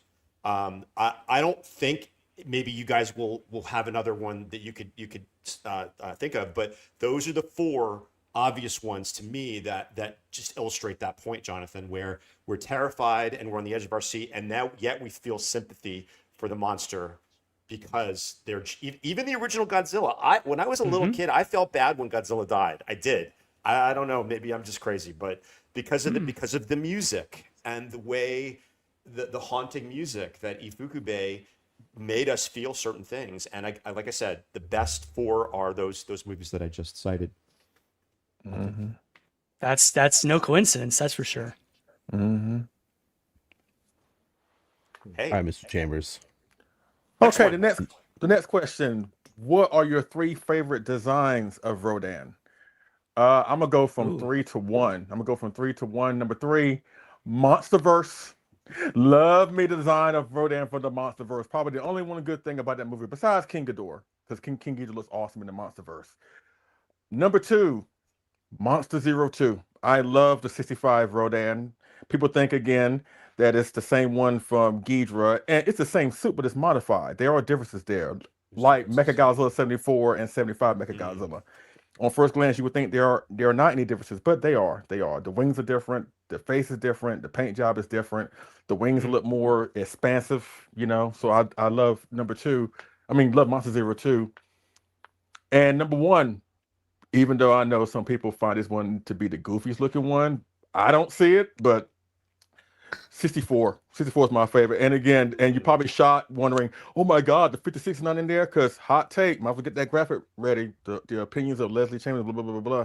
I think I know that Robert Dwyer in the chat, he ain't gonna feel me on this, but I think the original design of Rodan sucks. I think it's horrible looking. I can't stand the face. It looks like his face was melted. Like he stuck his head to a microwave. So weird, Leslie. Your mic's cutting out all of a sudden. No, didn't like that. Rodan didn't like that. No, we ain't doing that. I got access, damn it. But I can't stand it. I don't like it. I never knew that. Why? I never knew that. This is the first time hearing this. I don't like it. It looks he looks great when he's flying, but when you see the suit like on the ground flapping in the face, it looks horrible. To me, that Rodan is like 68 Rodan, and you all know how bad he looked in Destroy All Monsters. Again, it is weird. I hear the words coming out of your mouth, but they just don't make sense to me. You know, I can't even I can understand your opinion's different, but I never knew that. The fact that all these years knowing you, I've never heard you utter those words before. I'm just saying, like, if you think it's fine, you think the design looks great, that is fine. You just will never be driving. We got some takers anywhere. Comments. We got some takers. What is Leslie? What's your? Because clearly you're blind, so no, I can't stand it. I don't like it. What do you have? I almost want to say, what do you have against it? But you're telling me what you have against it. What do you have in your collection that represents the 56? Just out of curiosity, what's your go-to favorite sculptor's line? Right, you've got that. The favorite sculptor's line. Yeah, I got a favorite sculptor's line. But again, that one, the wings. You know, I mean, but I'm not counting that against the figure or why I don't like it. It's just that design has never really done anything for me. And when people say it's the best, I look at them. I'm like, yeah, you won't drive me anywhere because my idea of going 100 miles an hour and hugging a telephone pole because you can't see straight. It's not my idea of a good time. But that's just me. So, wow. Yeah, I mean, yeah. Leslie, you are absolutely entitled to your opinion here, especially. If it's wrong, it's a hot take. You know what? It's a hot take, and you know what? I think it's courageous to give a hot take because I give hot takes all the time, and hot take is. This is where I need a sizzling sound effect. But the segue is perfect because I guess I will never be driving Leslie Chambers anywhere. I'm not that good of a driver, number one. Number two, just for the reasons that he just stated.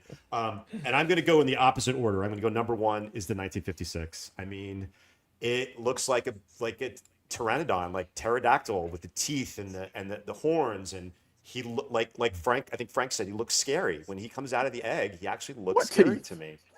He's got teeth in there. He's got teeth. Like 3 of them. Hey, at least he's got some teeth. No, but the 56. They're very small. The way that Nakajima executed him the best he could in the bulk of that suit. He had mentioned in interviews that he had gone to zoos to watch large birds like ostriches and things. He wasn't able to do it because the suit was so cumbersome. But I think some of the best tokusatsu was when that suit was on the ground in Fukuoka City with getting bombarded by military. I just think that's amazing. But that's just me. I love that one, and I've got quite a few representations of the 56 Rodan. All right, but secondly, I'm going to agree with Leslie. The 1965 Monster 02. As he mentioned, it's a little bit more streamlined than the 64. It's not quite as goofy looking. It's a little bit more reptilian looking, but it's essentially the same suit with some tweaks.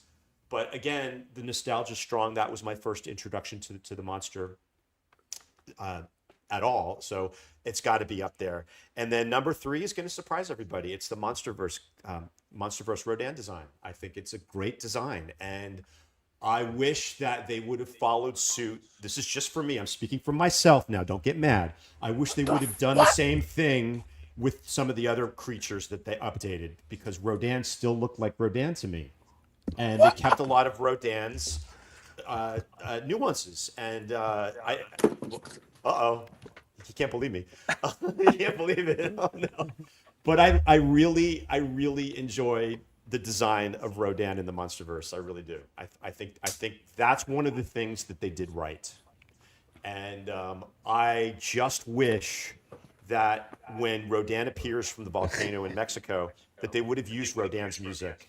I think that would have even been more icing on the cake for me to solidify that design as one of the best in the series. So, yeah, hot take for me, but in the opposite direction. So there's that. Yeah, Jonathan, what do you think? Or sorry, Frank. I know he was going next. There we go. No. Just give me a second. I gotta digest what you just said. I know, everybody does. It's okay. Yeah, it's me. The chat is shooketh. I know. It's okay. Hey, you know what? I'm a lot of things, but I'm honest, and I think I've said that before. I really do like that Monsterverse design. Yeah. So my 3, I'm gonna count them down. So in third, I'm gonna give love to 64 because going toe to toe to Godzilla. I like he's a little bulkier. Like I you know that suit has a lot of special meaning for a lot of us because it's some of our first and or favorites, especially in the 60s because so many classics come out of there. But that suit, even all the wonkiness, it's pretty cool. Oh, it's endearing. Totally endearing. Yeah, for sure. Yeah, the second one is Monsterverse, just because it completely reinvents it and it gives it a different twist on it. And I like how the first thing we see from Rodan is he comes out of this volcano and doesn't really even do anything, and he literally obliterates an entire civilization on that island, and then is like, yeah, I'm just gonna go toe to toe with Monster Zero, like, and doesn't even think about it twice. He's just like, I'm just gonna go, like, full blast, which is so cool. And then I'm excited to see what they're gonna do with him, in the mini series there, because that was amazing to end that season with him, and finding out that it's the same Rodan or a second Rodan yet to be found out. But so many people talking about that. And then obviously my number one is 56 because it's where it all starts. Like I said, it's a scary design. It's the helplessness that's found in that film, and just some of the aspects of it. Like, it's a leaner design, obviously, but it's the fact that it eats people, it eats livestock, it eats the other kaiju. Like, we don't really see that at all in any of the other films. So just Gyra. Gyra's the only other one, right? Just Rodan and Gyra, pretty much it. Yeah, that's it. Frankenstein. But, well, Frankenstein doesn't do it. They say he does, but he doesn't really do it. You don't see it, but you actually physically see it in the film. Yeah, which is terrifying. People. Oh wait, Baragon ate people, didn't he? Or no, he ate chickens. He ate chickens. Chickens and he ate those people. He destroyed the village. At the village. Oh, that's right. So he probably Eberra ate they were people. singing and dancing. Yeah, Eberra ate people too. You're right. Yeah. Wow. So And Rodan. Yep. Yeah. So it's not a common theme, but it does happen. But yeah. What about you, Jonathan? I think you guys are going to be surprised because no one's mentioned this one yet. I'm going to go 3, 2, 1 as well. Just mention that. I'll go top 3, but 3, 2, 1. So my third favorite has to be, I really like the Monsterverse one. The Monsterverse one is a great redesign. I would say it's a great reinterpretation of Rodan, and I could see where the two are linked between the aesthetics of 56 and Monsterverse, because Monsterverse, while it looks like obviously a giant monster, to me, it has more the sensibilities of a dinosaur mutation, not just a monster. Like, it has aspects of it that look more prehistoric, which I appreciate. So I think definitely Monsterverse Rodan, number 3. Number 2, I really like this design, but not in its execution. I do not like what they did with it, but I love the design of it, is the 93 Rodan. I think if you take the pupils away from the 93 Rodan, you black them out, you get a little more of a 56 sort of thing going on, with the way how lean it is when in the head, the beak is very like angular, the back of the head is very angular, just like the original. It's a little more dinosaurian, a little more simplistic. It's not as mutated and, like, I would say, in charming as the 60s, right? But I don't like the way they executed the 93 Rodan at all. I think it's just choppy and jerky, and with the marionette, I didn't like how they did it. But I think from a design aspect, I really like 93 design.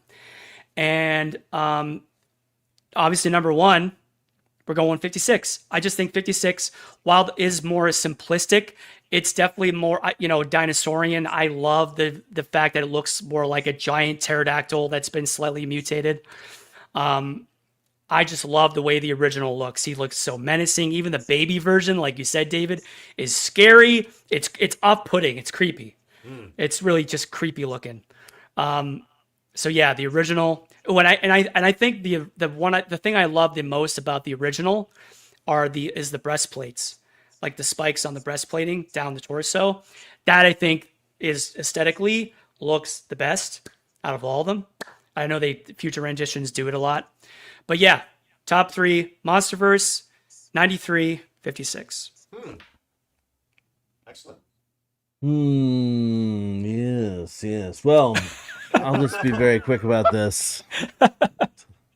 Number 3, for me, I actually really like the Monsterverse design. I do. And you guys, I think, know this. Like when King of the Monsters came out, I was actually a huge fan of it, and I've cooled on it a little bit overall, but it's still technically my favorite of the Monsterverse films, and it is largely due to Rodan, because not only is his look awesome, I think his performance is phenomenal in the movie. Does some really cool stuff that, if you said, what would be your, how would you make Rodan like basically wipe out a squadron of fighters? I think they just kind of nailed it, every single one. I was like, dope. That was awesome. Oh my God. That scene was incredible. Yeah. So really well done. So that's my number 3. Number 2 may surprise you. And that would be Final Wars Rodan. I think the Final Wars Rodan design, it harkens back to the original in a way that I really like. We're all smiling. We're like, what? Yeah. What? And sure, it's coupled with the goofiest parts of that movie. Leslie is shook. Woo! And the pimp and the cop and the big birdie. But the yeah, right, and the drunk guy. But the design of the monster is really good, and like and it's a guy in a suit as well. Like when he roars on top of the building with the moon behind him, I was cheering in the movie theater. So I really like that aspect of that design, and like I think it's very strong. When I was looking at your photos, Leslie, and your Final Wars Rodan was in there, I was like, damn, that's a good looking kit or whatever. So anyway, so that's number 2. And number 1 is, and I was just re-looking at all of those other photos that I was just sharing. Like I just sort of like re-had them up on my screen, like scrolling through them. Yeah, the number 1 is the 56, which is great. I would like to take a very quick moment for a diss track and say that when I jumped back into Godzilla after I got on the internet and I learned that there were all these Heisei movies that came out, the Versus series, one of the first ones I bought was Mechagodzilla, Godzilla vs. Mechagodzilla 1993, because of Rodan being in it. And I got so excited. And I was like, after seeing, because you guys know, like, yeah, right? After seeing, like, Biolante's effects, and I was like, oh my God, look at what they could do for Godzilla movies these days. I can't wait to see what they do with Rodan. Wah, wah, wah. Yeah, it's biggest womp womp womp of my fandom life, I think, basically. I could not believe how disappointed I was with Rodan, and I think Akira Ifukube was disappointed as well with this scoring of that theme too. He's like, all right, here we go, let's just do it again. Kyle, even the color that they chose is like this purplish pinky. It's like, what the heck are they thinking? I don't know. Anyway, that wasn't part of your question, Leslie, so I apologize for the digression, but there you go. Those are my top 3 and my last place. You know what? That's fine, because we all know that of course, Toho won't tell you this, but Rodan didn't appear in 93. That was the giant condor. You just think it's Rodan, but it's really the giant condor. Yeah, pretty much. I can see again, when they brought back all the Showa monsters in the Heisei series for Godzilla to fight or tag with or whatever, they were both their original size, whether they were bigger than him or whatever. King Ghidorah bigger than him. Mothra, same thing. Mechagodzilla bigger than him. Rodan, smaller. Really? Again, my fault. It- Giant it- condor. that design, like I was saying, could have been so much cooler with a guy in a suit. Like you could have made something really special with that. But I think it's just diluted by the way it looks in the movie, the way they chose to do it. It's just diluted by the way they chose to make it interact with everything. It's not engaging. It's just blah. The Thumbs size down throws- to that execution. Yeah. The Yes, size man. throws me off. I'm sorry. I don't like when Rodan is smaller than Godzilla. I don't think you need to do that to make Godzilla look more He's badass. like pecking. He's like pecking at him in the scene where they're fighting. Yeah, like dude, again, he's the like giant this condor. size. The giant Yeah. condor. That's what it was. But anyways, moving on to the next question. What are your 3 favorite standout moments, at least favorite moments involving Rodan that stand out to you personally, or maybe resonate with you? I'm gonna go brief with mine. Number 3, his appearance, his first entrance in 2019. And actually, you know what? Kyle mentioned this a couple of episodes ago, that he said that Rodan's entrance in the movie far surpasses King Ghidorah and Godzilla's. And at first, I didn't really agree with that, but then I just saw King of the Monsters recently, and Kyle was right. Like Kyle Blows was it out of the water. Kyle agree was with it 10 too. toes right. Yep. Yeah, that whole build up to the scene, his reveal with the wing, parts ways, and you see his face, whatever. Even when me and Sandra saw the movie for the first time, and when the volcano explodes, she was like, "Oh, that's Rodan." I'm like, I don't know, we'll see. But then it was Rodan, so she was right. But yeah, that entrance. Then when he flies off, and the daggone lava is just blazing off of him, and then he does that little twirly thing when he's flying. You're like, yeah, oh god, yeah. I love it when he does the like thunderclap of his wings too. It's just Goes up. Yeah. It really is like if someone said like, "What would you like to see Rodan do?" and they just like tapped into my brain and they just put it in the movie. That's exactly right. And again, nothing like that gave me 56 vibes, like for real. So Totally. that's number 3. Number 2 come from Ghidorah, the Three-Headed Monster. Number 2, I love when Rodan lures Ghidorah into an air chase battle, but then all of a sudden he just flips around and bashes Ghidorah right in midair, and they come crashing down. I like that. And that was a good part of the fight, because again, Rodan and Ghidorah were the only monsters that could fly. So I love they incorporated something that involved that. But him just turning around, just luring Ghidorah, and all of a sudden just turning around and bashing into him full force and bringing them down. Like, even to this day, when I see that, I'm like, yes, that's what I'm talking about. And I'm a King Ghidorah fan, but I'm like, Ghidorah, he got you on that one, buddy. And number 1, one of my favorite moments, if not my favorite moment, again, coming from Ghidorah, the Three-Headed Monster, and Robert Dwyer in the chat said Rodan has never looked better since his first film. I tend to disagree because the moment where Rodan airlifts Godzilla and drops him on his nuts. Tell me a moment in the 56 movie that rivals that, that tops that. You know what I'm talking about? He picks up Godzilla and he drops him on his nuts on an electrical tower. He does that to the King of the Monsters. Right there, Rodan owns Godzilla. He owned him. He brought the fight to him. He wasn't these other monsters that cower because it's Godzilla. No, he started the fight with him first. And brought the fight to him at every single turn. And that, in my opinion, was the best thing. And I love it how in that movie he is positioned as Godzilla's equal. I love that. After Monster Zero, it is all downhill. But those are my moments. David, what about you?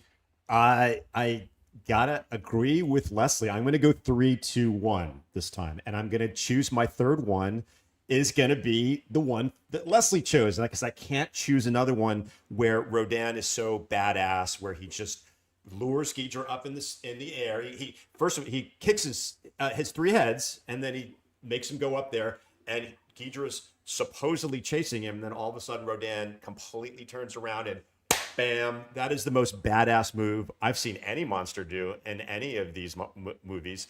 So I have to give that one props, even though Leslie already said it. It's just great. And every time I see it, Leslie, I say the same thing. I say, man, that is badass. I give props to it and the execution of it's really great too. I mean, it's really well done. The whole thing is well done. And I love that. And like I said, Rodan usually just flaps his wings and grabs the tail and this and that. But this one, he just gets down and dirty, and he yeah, man, that's awesome. All right, number 2 has to be where Rodan goes down, like heading towards Fukuoka City, and goes in the water under the bridge. And all of a sudden the planes are like, where is he? He's gone, he's gone, he's gone. You'll all you see is the turbulence in there. I don't know the name of that bridge. Do you, Frank or Kyle, do you know, does that have a name? Is that a real bridge? Or Sakai Bridge. Sakai Bridge. Okay. That is an icon to me. When I think of Rodan, I think of that scene. And then all of a sudden the guy, the pilot's eyes just like when he sees Rodan like rise up from the water in this torrent of waves and just flaps over and you hear Rodan's roar. And then he not only does he fly away, he comes back around and he knocks the bridge down. So to me, that is iconic. I just get chills thinking about it. It's so well done. And that is the scene that someone was talking about before, where poor Nakajima-san had his accident. He was 20 feet above and the cable broke and he fell right into the water. Thank God he fell into the water and the wings and the suit, helped break the fall. But that was a pretty scary thing. He could have drowned in that scene, bringing the magic to us. So, he was definitely a pioneer of tokusatsu and one of the most courageous people to make these films. So that's number 2. And number 1 has to be where Shigeru has this flashback scene. I think that is one of the greatest. And I'm going to quote Quentin Tarantino. Quentin Tarantino loves the movie Rodan, by the way. And he was quoted saying that he thinks that flashback scene is one of the greatest in cinema history, where Shigeru he's got amnesia. He looks at the eggs, Kyo's bird eggs, and all of a sudden he remembers being in that cave, that claustrophobic cave, and seeing the horrible mega neurons there, and then the egg hatches, the music, the crescendo of the music, the wind effect. Everything is perfect in that film, and then Rodan bursts out. That's the first time we actually really see Rodan, and the babies just proceed to eat the mega neurons, which were the biggest threat in the movie until now. Now it's like, okay, this is just breakfast, So that has to be my number 1 moment that Rodan has given in cinema history. So, boy, you can tell I got passionate about that, didn't you? But yeah, I love it, and I agree with Quentin Tarantino. It's cinema magic right there. And if I didn't say the music, Ifuku-based music accompanies that perfectly, and it just goes down in history for me. Frank. All right, so I'm gonna go opposite to you. I'm gonna go 1, 2, 3. So my favorite scene out of any is when he lands on the building there in Hakata in downtown Fukuoka, because like Jonathan was saying, they reuse that entire sequence so many times to capture, and it is done so beautifully. And it's one of my favorites because the building structure that is captured in that film it's altered, of course, because we're talking 70 years now, but it's basically the same. Like, if you stand there and you look at it, you're like, wow, they did a great job capturing what it looked like 70 years ago. So that entire sequence, like, it's done so beautifully. And you have to think, this is 70 years ago. So for them to make movie magic with that entire sequence, it's just like, you're not going to beat it. You're just not going to beat it. And I don't care how much CGI and planning and work you do on it, like, it just sets the bar. My second is the appearance in the Monsterverse when he's coming out of there, and like Leslie's saying, he's got the wing on there and he just pops open and he's got that like just look on his face, like, here's Johnny, like it's so good. I don't know how many times I've watched it on YouTube, because they got like a fake clip on there of just his entrance and like battling the jets. That is so good. Like, for him to do what he does later on in the film, I know it irks Leslie. It just it makes me so mad. So I'm really hoping they do him some justice here in the next season or whatever spinoff they have of the Monster. Yeah, that's right. Yeah, like, that's right. Oh god, to go from that to what he does in that movie, like, it's just frustrating. And then my third is in Monster Zero, when after they're having all their conversations and Mothra gets her butt kicked. He's just standing there and like he's doing his head blob everywhere, and he's like, "Orale vato, get on here." And she crawls up there onto him so she can spray all the stuff while he's flying. Like, I love that scene so much. Like, he's just like, hey, let's Oh go. yeah, What are you doing? I forgot about that one. Like, just even though that suit has some flaws in it, in my opinion, like, I just love the fact that there's like this coordination teamwork between those two, and that's basically the big four right there in that entire scene work. So it's Absolutely. like, so to have the two other monsters other than Godzilla that have standalone films do a sequence where they work together to fight another monster, oh, that's just, it holds a special place in like all of our hearts. What about you, Jonathan? Ooh, and these are all really good. And it's funny because two of them are my favorites, David and Frank. Both of yours mimic mine as well. I think we're all going to hit similar points. I'm going to go 1, 2, 3.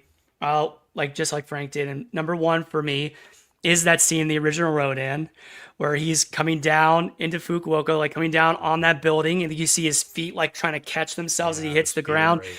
Yeah, and then like just that iconic shot, but the way it's composed and presented is just epic. It's perfect, just perfect in every way it's shown. And I would say number 2 is going to be on the opposite side of that spectrum, but the same exact feeling and emotion you get from the MonsterVerse entrance when he comes out of that volcano. And I know, David, you and I disagree on this, but that's okay. That's why we're here. I think that Bear McCreary's score and his track for Rodan is one of the greatest pieces he's ever done in his career. And I think if you listen to that, no one would not listen to that objectively by itself and not want to run through a wall. It is so adrenaline pumping and so intense.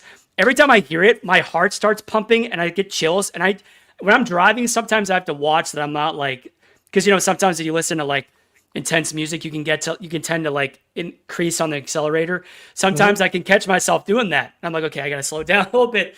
I'm starting to get like Rodan here, like just down the freeway. But I love that whole sequence, the way that he like flies around and like gets the jets, when he shoots up in the sky and they're all kind of looking for him. They can't find him. He drops down on them and he does the cartwheel. Oh my goodness. He does the barrel roll, it's so cool. Like it's such a cool fucking sequence. Excuse me. But number 3, yeah. We'll Rodan that out later. Number 3. All right, well, it's fine. It's happened like once in 3 years. Number 3, I have to go with David's number 1, I believe it was, where he wakes up from the end. He sees the eggs and he relives that nightmare. It really is a nightmare. Yeah, it's a nightmare. And I love everything about that scene. It's just so haunting, and the way that I love that like close up on him as and the wind's glowing and the wind's blowing him back, and like you see the baby like Rodan and he starts like eating the little baby meganeurons. It's just so frightening. It's so like nightmarish. It's and that is perfection as well. I mean, it's really hard to like so hard pick a number 1. Everybody's choices I could have been on my list. The building. Now, Jonathan, real quick before Kyle goes, I want to say that you're so passionate about that opening piece with Rodan. I'm going to go back and revisit the movie. Maybe I'll change my mind. Because that is my favorite part of the MonsterVerse. Besides Skull Island, I really do like the Rodan segments. So good. And I just thought that for me, what would make it even more great is if it had Rodan's theme when he came out initially. And I still think that, but I was so put off that they didn't do it that I didn't really listen to the piece that they actually put in its place, or not in its place, put instead of. And I promise you I'll go back and revisit it and I'll let you know how I feel. It's interesting. I've had this thought recently when listening to it, because I knew we were having this episode, and I didn't like obviously know I was going to be on, but I had this thought in my head. When you listen to like the notation and the structure of that track, if you listen to the first 3 notes, wah, wah, blah, blah, it goes wah, wah, wah. To me, I want to ask him if I can ever ask him this question. I would, and I could be completely off on this, but to me, it sounds heavily inspired. Like he took the early notations of Ifukube, those 3 notes, and he modified them, but like paid homage to them, and then went with like, what would Rodan sound like if he were a hurricane just coming through your town in that moment? Like, what would it sound like?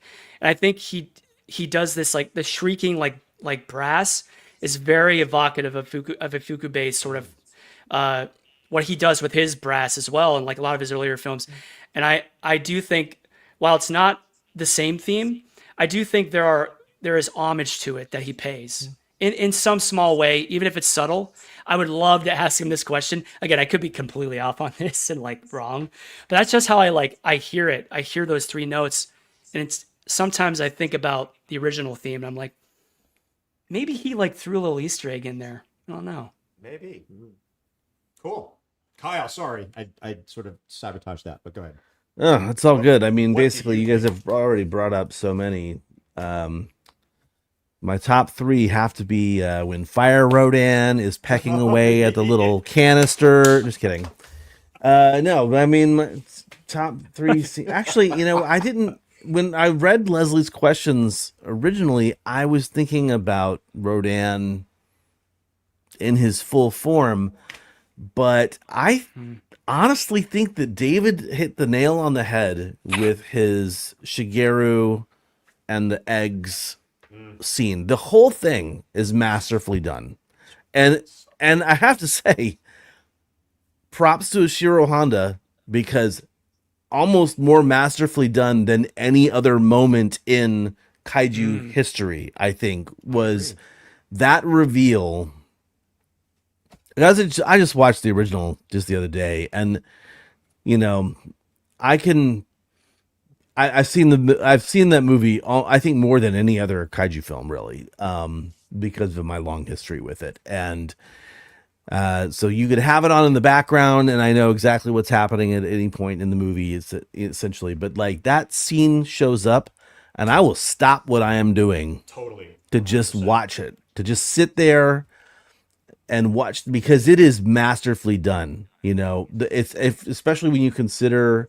So I'm sorry, I'm but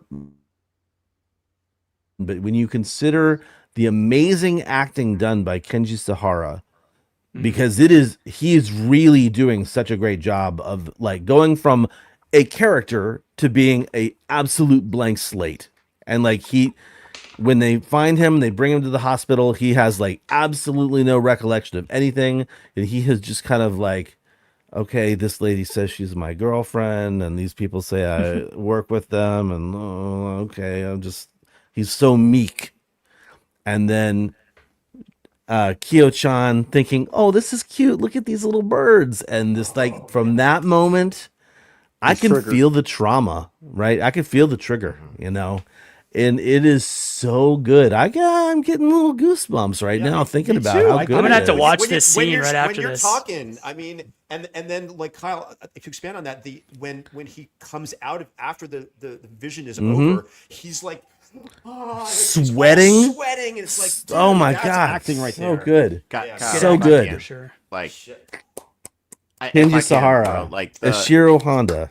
You feel the PTSD in that scene. Yeah. Yeah. I hate to say it, because like I saw war. I've been there. I felt it. Like, that scene strikes a nerve with me, because I can't tell you how many nights, like the first 3 years after I came back, I would wake up like that, just drenched in sweat and going through it. And it's like, it's a part of the experience. But like, that scene, I'm like, that captured it so perfectly, where it's in the mind, it's not real, but he thought it was 100% real. And she's there like, yo, get out of it. Like, so real for them to capture. And I almost, as you were talking about it, I almost think like how much of that was inspired about how many of the soldiers from the Japanese and warriors that were there, who were reliving it, much as like it was featured in -1. So I was going to say that. Yeah. The only time we saw it, the time we saw it again, it was in -1. Very well done as well. Also, such great insight. Like, it's, You make a really good point, because if you you read the biographies of like guys like Ishiro Honda and ones who were creatives, like who are involved in the war in some capacity, and their experiences, you often wonder, these movies, the understanding of the complexities of the themes, the darkness of it all, the darkness into the psychology of it all, it's so real. And it does come across differently than other films of that era in Japanese cinema. It's taken very seriously because of their experiences. And I'm sure that comes through in these pieces 100%. I mean, I would be remiss if you think that they didn't have a conversation, maybe like, before the scene for the, hey, imagine yourself in this scenario. Oh man. Like I'm even just right now thinking like how incredible would it be to actually go back in time and record a commentary with Honda before he died about Rodan, just to hear him talk about that, because he suffered through the horrors of war for so long. But yeah, definitely. So that, I mean, almost overshadows every other Rodan mention that I would make. I will, again echo like his appearance in King of the Monsters, fantastic. But there is another thing we've talked. Frank touched on it super briefly. Rodan in Singular Point, in Godzilla Singular Point. Now, in terms of moments, I do have one I'm going to pinpoint, but the reimagining of kaiju from the Godzilla verse that happens in Singular Point is sometimes a hit with me, sometimes it's a miss. But Rodan was done really interestingly, very, very, very dinosaurian, like absolutely looks like a pteranodon. But the moment where I think the first time that a flock of Rodan really start attacking, that's the scene I'm referencing here. So you've got your main heroes, whose names I'm forgetting because I have not committed that series to memory, but they're trying to lure the Rodans away with a noise, and then they end up in sort of like a traffic situation where there's a bus with people that get trapped, and the Rodans are attacking them, and then the heroes are there. They're trying to figure out how to like stop them, and they're using science to like come up with different ways to like get the Rodans away. To me, that was such an incredibly cool scene. That comes in at number 3 for me. So if you have not watched Singular Point, dude, I gotta watch it again. It's good. It's really good. B, don't worry about the science stuff, even though it is theoretically accurate. It's just one of those things you just got to let it gloss over you. Just like say, sure, there's a study of fake animals, and theoretically they don't exist, but that's you just have to accept it. And the Rodan scene specifically, I think it's probably episode like 2 or 3, something like that. I like it very much. So there you go. You guys mentioned it, and you describing it. I have not finished the show, but I have gotten to that episode or past it, and that sequence I do remember being like, I gotta continue this show at some point. That was really freaking cool. Like it's a cool sequence, 100%. Rodan being like a flock of Rodan is like really interesting, not just one singular like big Rodan. Yeah, it's the whole series very interesting. That's right. It's multiple point Rodan. Sorry. Not sorry. Okay. Never be sorry. Sorry, those are my top 3, guys. Excellent. Okay. Next. For the sake of time, I had a 4th question, but I'm gonna just bypass that because it kind of goes into the final question. So let's do the final question now.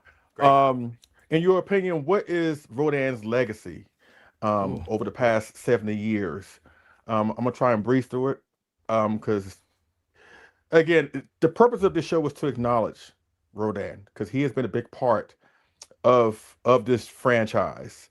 And I've always said that Godzilla, he's great, but if he didn't have the great dance partners to go along with him, would his franchise be what it is? I highly doubt that. Maybe not. But on the surface, he was Godzilla's first tag team partner. He was a mainstay during the 60s. He would still pop up in every major era. Heisei, Millennium, Monsterverse, even Reiwa, even that brief appearance in the Godzilla the Ride. So he's always been around, just not heavily featured as the other four. But I think really his main legacy is the fact that it forced Toho to try and do something different.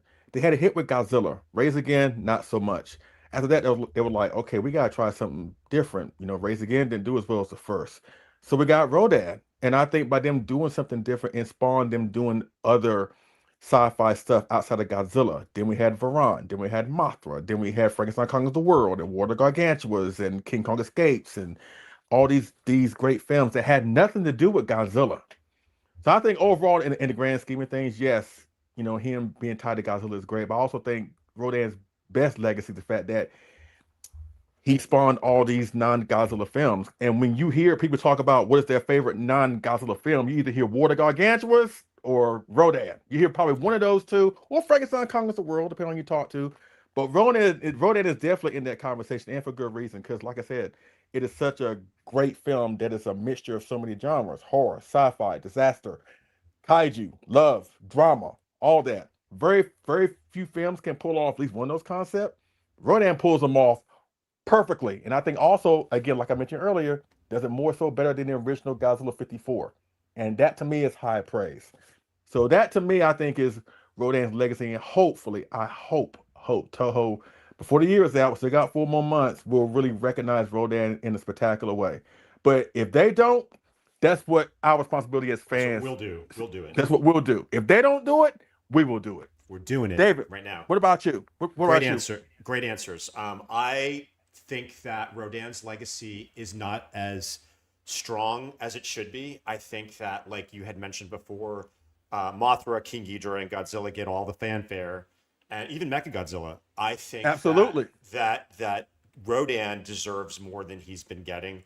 I do think that as far as like filmmakers go, like I mentioned, Quentin Tarantino and Brad Pitt, people who are in the industry revere the original film. They think it's great filmmaking from the reasons that we mentioned. And I think that I like that more people are going back to the roots of these characters and seeing the significance of them from the standpoint of when they were first released in the 50s. And I think that, the fact that he's still going strong in the MonsterVerse is the legacy is still there. But my biggest hope and my biggest legacy want for Rodan, and I don't think it's going to come true, but I would love to see Rodan be the protagonist in Godzilla Minus Zero. That he's my first choice. It makes sense. It's something that they could do in that time period. It's not too far fetched like a space creature or a smog monster. The smog doesn't come till later on in Japan's history. I think that Rodan would be the perfect fit for this next incarnation of Minus One, Minus Zero. So I think the legacy is there, but it's not nearly as potent as the other monsters that I had mentioned before. And I think that it's time, like Leslie said, Toho, man, come on, man, let's do it. Let's get some love for the giant pterodactyl. And yeah, I'm going to keep it brief too. So Frank, what do you think Rodan's legacy is about today? Honestly, his legacy boils down to one word: underappreciation. Like I think Toho is missing an opportunity, like a really prime opportunity to bring in a potential cash cow of a kaiju, because the original film did great in Japan, but it absolutely killed in America. Like if you pull up the stats of what it pulled in America vice Japan, it killed because the audiences could look at it and appreciate and connect with a monster that isn't so sci-fi-ish. It's actually almost historical with a dinosaur, prehistoric story to it. And I think, if Toho wanted to go its way of like a Minus One, say it's not in Minus Zero, okay, that's fine. But they're talking about this universe that they're trying to build. you have a great potential in casting a director that could make a dark, sinister Rodan film. Absolutely. I'm for that 100%. You know, and connect it to a disaster. Connect it to something that's real that people could connect with. So you have a natural disaster. It awakens this villain that's been in slumber or something like that. It doesn't have to happen in the 50s or 60s. It could happen in the 70s or 80s even. And you know, because there's no way of stopping that, something that big, you know. You could tie in the elements. You could tie in the elements that drew so much acclaim from us in the Monsterverse. That it's impervious to lava. Like there's so many elements to Rodan that are really unappreciated, and I don't know what it is. You know, like the perfect example is the giant condor. Like as comical as it is, Americans eat it up. They're like, that is so cool. We love it. Blah, blah, blah. The Japanese are like, what are you doing? Like, but worldwide, Rodan boils down to one of the big four. And like Leslie just said, he's a perfect dance partner. And if Toho doesn't build a universe that they're trying to build without good dance partners, it's set up to failure. No. Well said. What about you, Jonathan? Oh, wait, sorry. May I say something real quick? So as far as collecting goes, for me, I want the big three. I mean, I don't even count Mothra. Mothra's 4 for me, but the big three are Godzilla, King Ghidorah, and Rodan. Those are my big three. So when I wanted the Popies, I got the big three. When I wanted Bullmark, I got the big three. Those are the ones that I go back and look for because they're the ones that started it all, and they're the ones that deserve the legacy, and that my big three or big four if you want to include Mothra. So I just wanted to put a collecting spin on this conversation too. So Jonathan, sorry, go right ahead. No. Great added content. I mean, everyone here has said something very mindful and very poignant. The thing about, so Rodan's 70th. It seems crazy to say 70th as a year and not pay homage to that. I'm not just like 71, 72. No, like 70, 60, 50, 40. That's a big number. Yeah. That is a legacy celebration number. And the fact that Rodan has not gotten that is very peculiar. But I would say, you know, Rodan's legacy is evolution, creativity, many colors to that character, you know, over the years. You have a dark, terrifying original. Then you have sort of a more endearing, charming 60s. And then you kind of revert a little bit back to that through the 90s, just a little bit. And then you go back to sort of the enduring fun in early 2000s. But then Monsterverse brings it back. So if that lesson hasn't taught us anything, going from, you know, full circle from 56 to 2019 back, and just showing the different incarnations of Rodan over the years shows that there's interest in people that want to, and creatives that want to see Rodan, you know, more out there. I mean, like you said, Frank, perfect dance partner, the big four, or if you want to say big five, you know, whatever. He's a legacy kaiju. He's an original, the third original kaiju in the history of the Tohoverse, and needs to be recognized, and it needs to evolve, right? I don't know if he's going to be in the next Monsterverse movie, but again, it's almost like Rodan is basically overshadowed, even though Rodan is seen as one of the most enduring monsters by many in the fandom. So that to me, there's a big disconnect between the corporation of the entity and the creatives of the entity to the people who truly consume that content. That's and right. You got to listen to those consumers. We're the ones who are basically going to bring that hype, bring that love to this thing that they've created. So Rodan 100%, loyalty, someone said it in the chat, loyalty, OG, 70 years of greatness, of evolution, of creativity, of color, and needs to be more out there in the universe. What Toho should do, real quick, is put out a survey for the non-Godzilla fans to name 5 creatures from Godzilla universe. Rodan would guaranteed be in the top 3. Guaranteed. Yeah. Absolutely. In a poll, for sure. Volumes right there because when the non-Godzilla fans can recognize something that's that iconic and has already a legacy despite what Toho's been doing, that is worth rediscovering and re-exploring in the future. Godzilla, Rodan is a natural counterpart to Godzilla in many ways, and they do mirror each other in a lot of ways. Like, there's so much that Rodan gives that we're not being given. So yeah, that's all. Right. Well, legacy. Boy, oh boy. You guys have already said so many good things about this. Like, and Ray, I agree.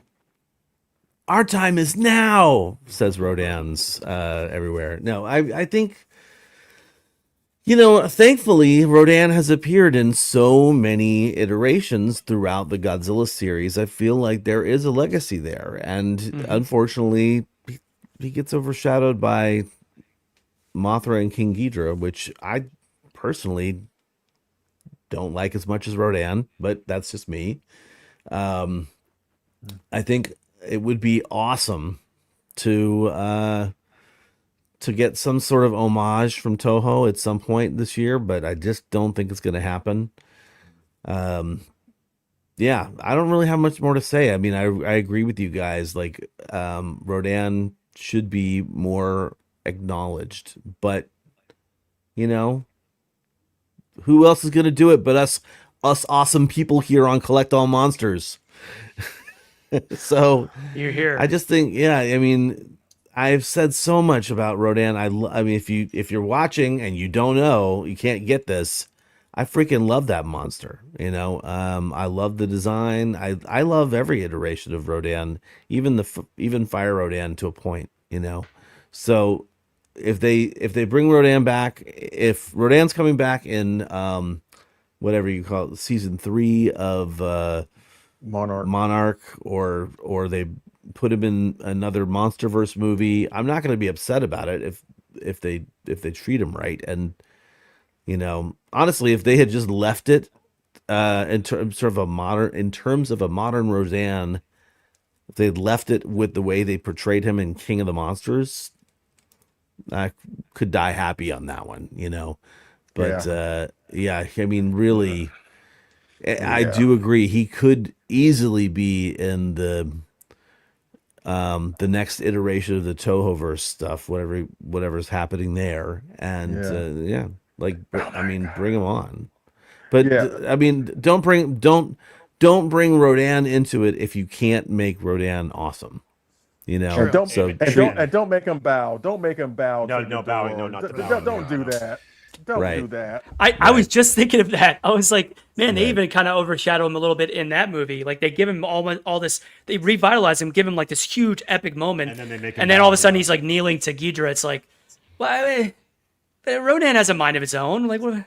Come on now. And for God's sake, don't put a battle pack Garuda kind of thing on his back either. Don't do that. Don't.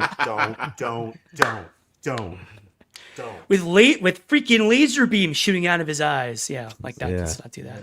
Yeah. All right. Do we want to touch on our collectibles? Sure. If we have time. Do we have time? I mean, quick. We'll go fast. We'll blaze through them. While you guys go, Jonathan, if you don't mind controlling the screens, giving people like the big window, I'm gonna grab some items from my collection here. So, also Leslie, Roxy says hello. Hi, Roxy. Roxy. Aw.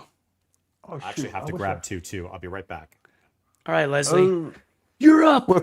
Well, Kyle had the pictures, but since he's away, I'll just tell you mine. The Galloping Ghost Final Wars. Oh, hang on.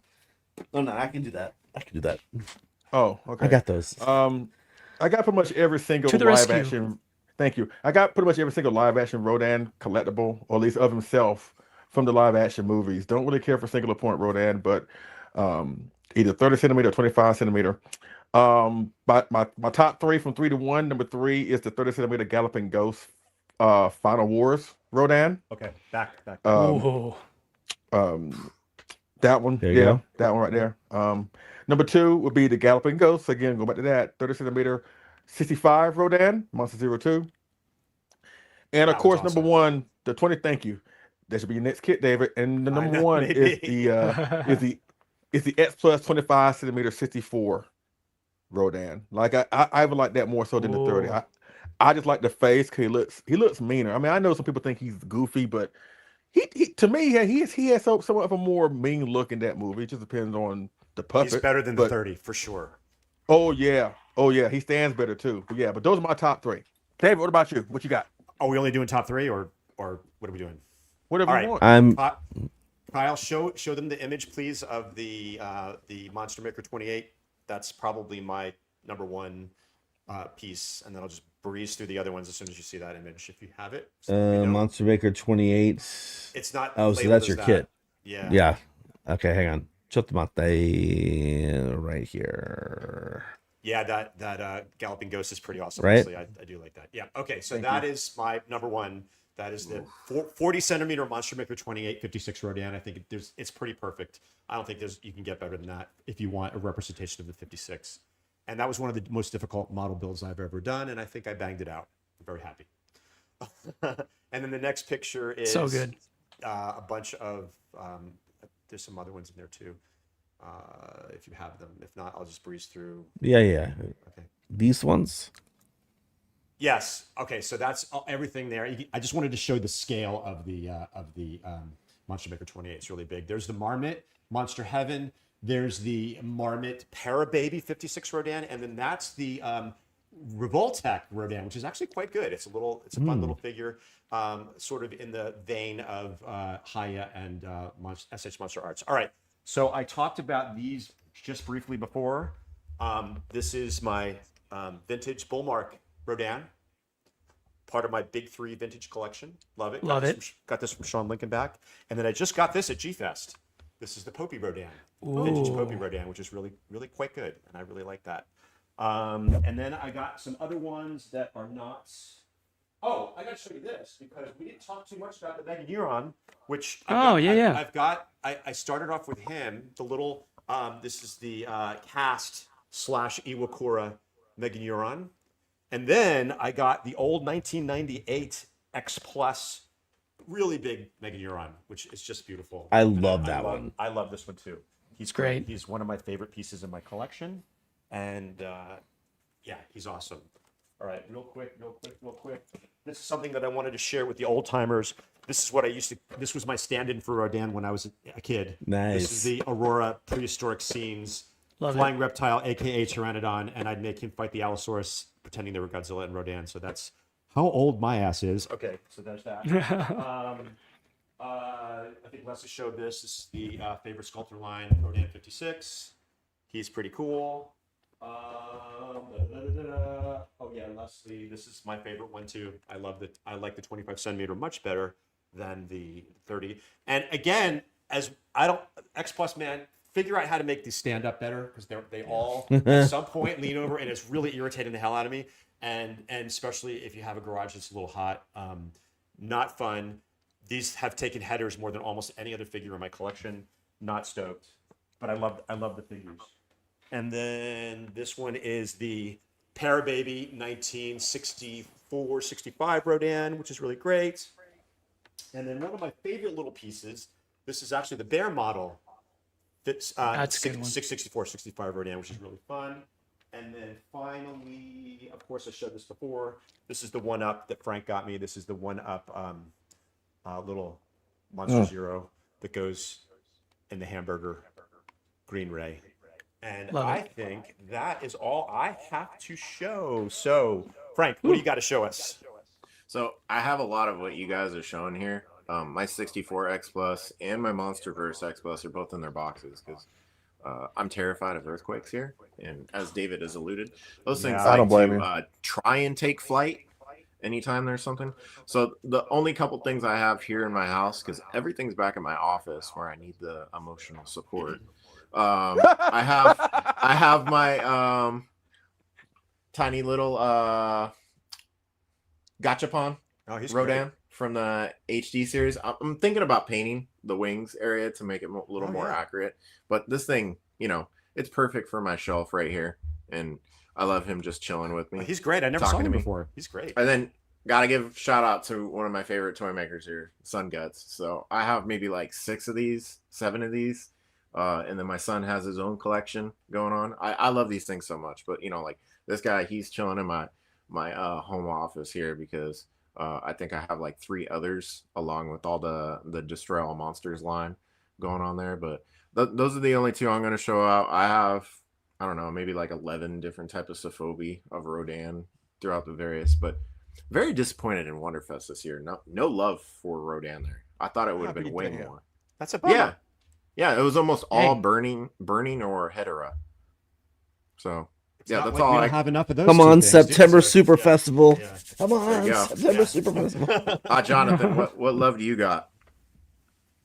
Well, I don't really have anything in terms of figures, so I'm just gonna show the other side of collecting. Obviously, that showcases our love for Rodan. I already showed 2 of these off earlier. My VHS of the Video Treasures and the Paramount Gateway release. And I have, obviously, the Mondo's Rodan That vinyl. is such a cool image. They did it right. They did it right. Not only did they do it right, look at the inside. Oh, so cool. The inside is so, the inside sleeve is so cool. Oh, I don't even think I saw that inside before. Is that the volcano? That's legitimately the only snap. record I've been tempted to purchase in the past 5 years. Oh, look at that. And this color, I mean, this doesn't do it justice, but it's absolutely stunningly beautiful. Oh, it's so good. It's one of my favorite vinyls that Mondo's ever done. And, Mondo did give Rodan some love, so I'm happy about that. Let's see what else. Oh, right. We were just talking about this. This is special to me because I did meet Bear McCreary at a signing back in 2019. He signed my vinyl of King of the Monsters. Of course, you have the fire dragon on the back, the Firebird Rodan. Very cool. And then, let's see. Boom. Oh, I love it. These are all wax work. Love it. Right, by the way. Artwork is done by Robert Semelin. It's really, really amazing artwork. He did everything aesthetically to the films themselves, so they look like their counterparts in some way. That's awesome. And then, obviously, for Fire Rodan fans, we have by Mondo Mecha G2. Nice. And then this is the last thing I'll show. I love to go down nostalgia lane here and there. And I showed this off a long time ago, but it's a collectible. So I'm going to share it. This is the Playmates Rodan Raphael collaboration for their Godzilla X TMNT line that they did. And I believe they're still doing it. They have like a Shredder coming out. That's a Mecha Godzilla. They have a King Caesar for Splinter. And I believe Jet Jaguar is going to be Donatello. But this one I think is their best one they've done. As the character of Raph, if anyone knows TMNT, as the character of Raph and Rodan, they're very similar. They're both, in my opinion, they're both Leos, like I am. So they have a lot of fiery energy. And so I really enjoy this figure because I don't really care for the wings as much. But I love this because this reminds me of when I was a kid. I had the TMNT toys, much, like any other kid would in the 90s and in late 80s. So I had these figures and they looked exactly like this. They looked very similar. So this kind of has a retro take, but also it's Godzilla related. So I love it. And it's Rodan. So they gave Rodan some love, which is pretty cool. That's pretty much it for me. Nice. Kyle, what about you? Well, okay, so it's going to be difficult to see, but back here, right above my pin tip there, that is an original Bob Eggleton painting of Rodan. And that's probably, that was a gift from my Kaiju Cast co-host. Yeah, Kaiju Cast. Yeah, I remember that. It's beautiful in person, it was a too. huge surprise. Yeah, absolutely beautiful in person. And I'm very happy to have it. Bob did an amazing job on that. But in terms of collectibles, mostly what I have is the Sophobie stuff. I used to have, well, here, let me start with this one. So I don't have the original Bullmark, but I have the B Club reissue. Okay. And then additionally, the 65 from Marmot, Monster Heaven. No, Pear Baby. Sorry, my bad. Pear Baby. And then I couldn't stop myself from getting a Sun Guts. I love this guy. I need a Sun Guts. I do. Same. Yeah. And okay, so as people know, I technically still own this. I was telling Frank this story. I don't have it with me because I was afraid of taking it from America to Japan and having it break. It was already a little brittle. But technically, I own the Shogun Warriors Rodan toy. Right. It is currently in its adoptive home in Oregon with Jordan from Oxygen Destroyer, who I asked to take care of it for me, unless, for some reason we don't come back to America ever. So in its stead, I have the Super 7 miniature version of the Love it. of the Rodan. And because I got the opportunity to get it the other earlier this year, last year, something like that, someone was selling the Metacom reissue. It's called Vintage Sophie series, and they made a Rodan a version of Rodan from the Shogun Warriors, but in soft vinyl form, with the coloration of the old Bullmark. So those are my collectibles of Rodan. I really love Rodan, so I'm glad to have those all in my collection. I will say though, the Parababy and the Monster Heaven that you have of the 56, David. Yes, this guy. Love. I love those. Yeah. Would own in my You don't see these anymore. Like you never see these around anymore. Like up for sale. Awesome. Oh, haha, yeah. Sorry, I was reading a comment from Helmy that does not need to be shared. But tease. Now, what I want to make sure we do though, before we close out the show, even though we're at 3 hours, you're welcome, Helmy, is our buddy Frank here has sent us some photos because he used to live in Fukuoka. So I have your photos here, Frank. And let's just talk about it. I'm starting with the bridge. Oh, the bridge. All right, so if you guys didn't know, I lived in Kyushu for 5 years. So, like I say, that is home for me. So this is Saikai Bridge. I actually had to drive across it every single day to go to work because my work was on the other side of Sasebo Bay. So this angle is taken from Saikai. So if you didn't know, if you look at the map, there's a huge bay for Nagasaki, right? And it doesn't bleed into the ocean. It bleeds through Sasebo. So if you look at the 1956 film, it actually captures perfectly the whirlpools that naturally occur under this bridge because the entire bay comes in and out of there. So every low tide and high tide, it captures through there. And the water under there is maybe about 100 meters deep. And sometimes I would go, if you look at my profile on YouTube, like from comments or whatever, I have a couple videos where I do kayak fishing near there, and there's lots of dolphin that go in that area. So like I'll be going, which is terrifying, because they're quite large. But you'll go through there, but I would never get close to here. So if you look there, also you can see some of the buildings on the side there. That's actually featured in the film. Yeah. So it's cool. They captured it perfectly. Is it like a gift shop, Frank, or what is that building? Is it like a pump house? There's a couple restaurants down there, and then also they have a couple service stations for ships to pull up. Okay. Yeah, like you can kind of see them there in the foreground. Where I'm taking the photo from is a restaurant where you see everyone come to the buses and race to. So in the film was released in November 1956. That bridge was commissioned in February of 56, the previous of the same year. So it's brand new. Toho did kind of a handshake with Nagasaki-kin to try and get some tourism back, because obviously from the bomb, not a lot of people wanted to come down there. But there's two variations of the film. We all know that. In the Japanese version, Rodan comes to the bridge. He attacks.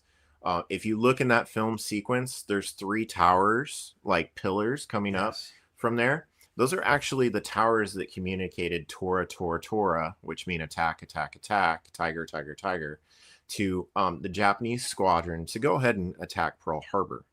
So really? Yeah, because Sasebo was the main naval base for the Japanese Pacific Fleet. Like, you can't see it in that film, but there's probably a picture in there somewhere. The 3 towers that are there. But they still standing, Frank? Yeah, they're still there. They're still there. They're emptied out, obviously, because they got demilitarized, but they're still there. Like, it's an iconic part of the tourism in that area, and you can actually go in there and like look up in them and everything like that. So if you're ever in Sasebo, check that out. But like I said, in the Japanese version, he comes through that region, and then they fly over to Fukuoka. He attacks Hakata train station and downtown Fukuoka. In the American version, he's set to say attack downtown Sasebo because Sasebo was so well recognized. So many service members from Okinawa and other outer laying areas such as Indonesia, Singapore, whatever, they would come to Sasebo, load onto their ships, and then return to the States or back to Australia or otherwise. It was a major service station.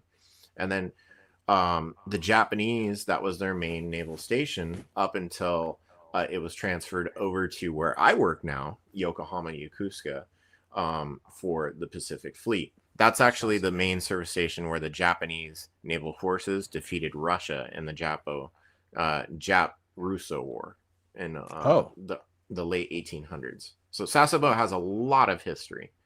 Yeah, if you want to go to the next one.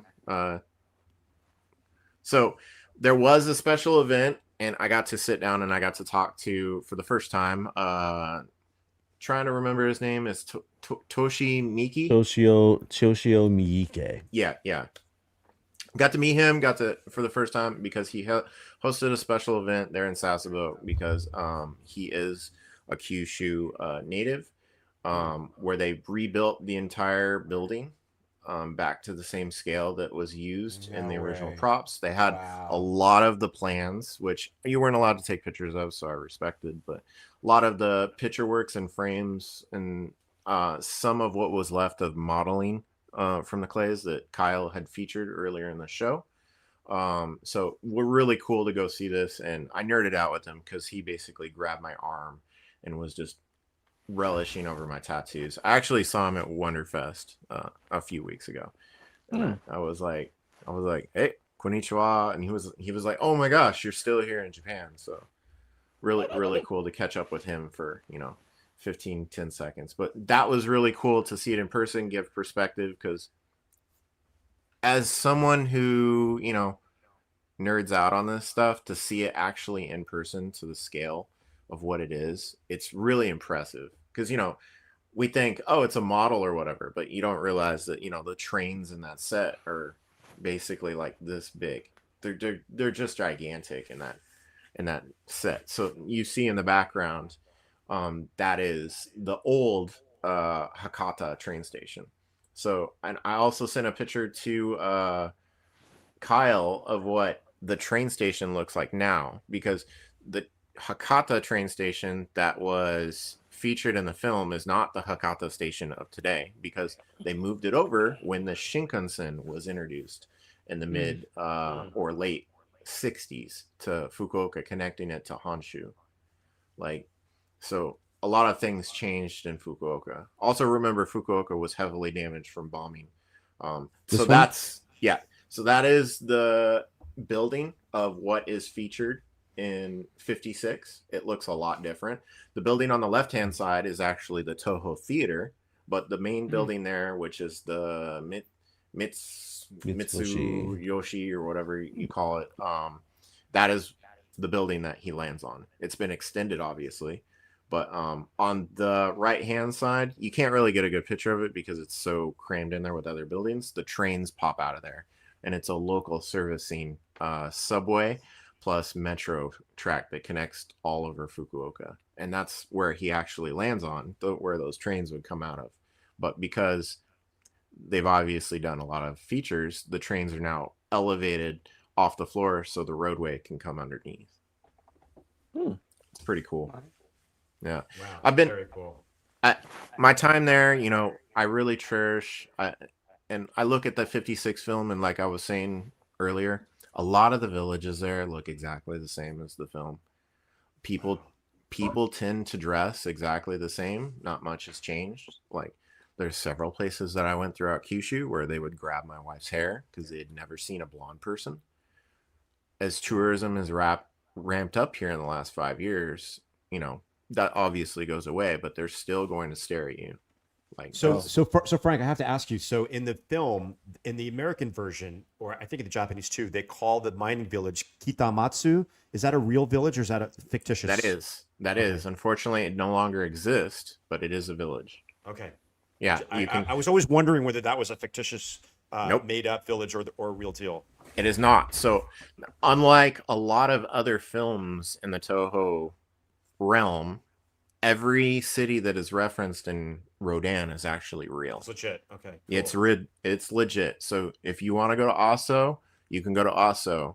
If you want to go to the town where the hotel is, where the newlyweds live, you can go. The hotel's no longer there, but you can go to the same and drive those same roads that they drove on and are featured in the film.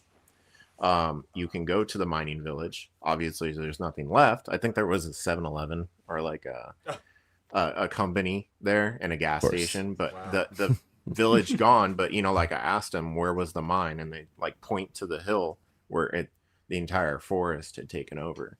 Wow. But I'm like, this is actually real. It's very surreal that you're like, oh, this was real. And you see Saikai Bridge, it's real. You see Sasebo, because in the film you see parts of Sasebo where he flies over. You see a church, that is a real church.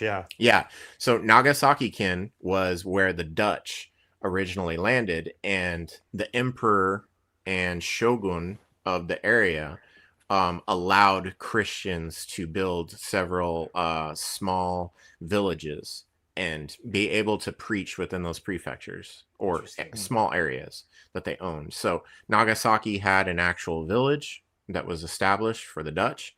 Sasebo had one, and then Hirado had one. Hirado is an island north of Sasebo. That's where I do a lot of my fishing. And Hirado and Sasebo, both villages were massacred. So there's like emblems of like, this is where all the Christians died because they killed them all. But they let the church remain because they were very well impressed with the early architecture of what they were able and capable to build.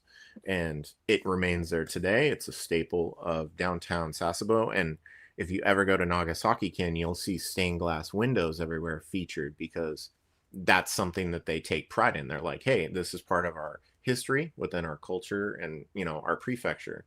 So embrace it. Like the prefecture cookie looks like a stained glass window. So it's little emblems like that, little like hints and pieces in there that in the 1956 film that throw homage to so much that is Kyushu, whether it be Aso, Fukuoka, Sasebo, Nagasaki-ken, like anything like that. Like it's so cool. And one thing before I forget, so if you ever go down to Kyushu, there is a museum that houses the only real airplane, the one that's featured in -1.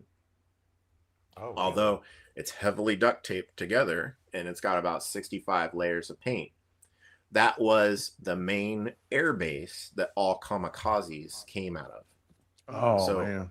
So you're not really allowed to take pictures of anything else in there out of respect, but you can take pictures of the plane because I get it.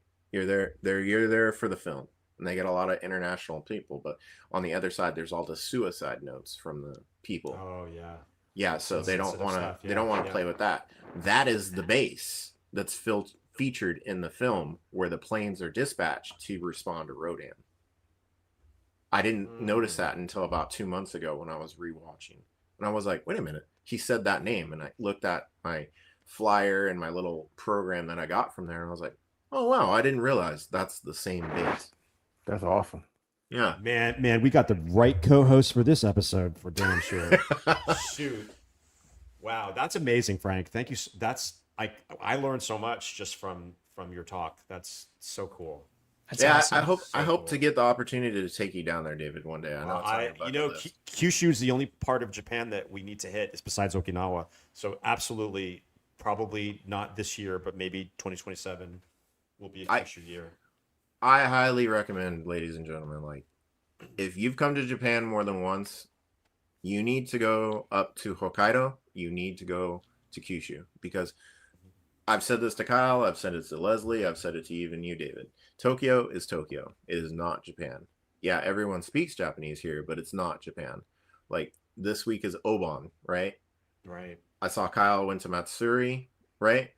That's not a real Matsuri Obon in my eyes. Because in Kyushu, Obon is a week. No one works. Everyone is super traditional, very superstitious. It's methodical. It's almost like parts of Rome, how they treat their religious practices. It's almost like parts of Spain when you see like their religious practices, or some parts of, Buddhist culture or whatever. Like, it's almost like, as we joke, like in America, 4th of July. No one just doesn't 4th of July. It's a part of our culture. Well, in Japan, especially Kyushu, Obon, so rooted in there. So that's why I say go to Kyushu, because you're going to see Japanese life, and it gives you a real perspective on a lot of the films from the 60s and 70s, because nothing's changed. Most of the places you go don't accept card. They only want cash. They will not speak another language. They don't know it, and they're never been exposed to it. Like, so highly recommend you go to those off-beaten paths if it's your second or third time here. Don't be scared. Mm-hmm. For sure. Thank you. Wow. All right. Thank you, Frank. Wow. That's going to wrap up our Rodan segment. Thank you for being here and being part of it.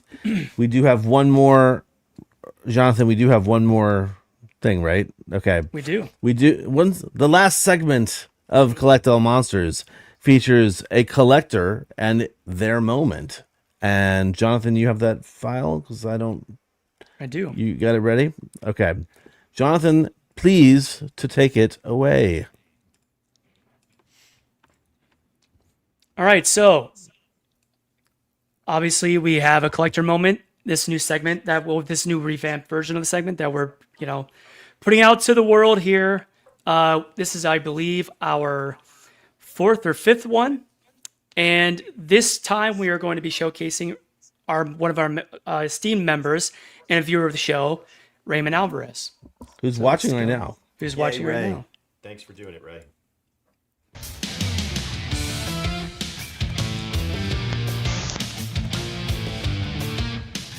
Hey everybody, this is Raymond Alvarez, also known as Ray2D2 Online, and I'm very excited and happy to be able to show you my collection here on the Collector Moment for this month on Collect All Monsters.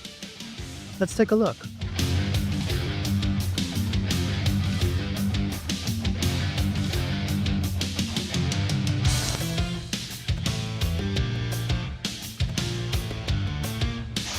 So my first kaiju movie, I'm pretty certain was The Deadly Mantis.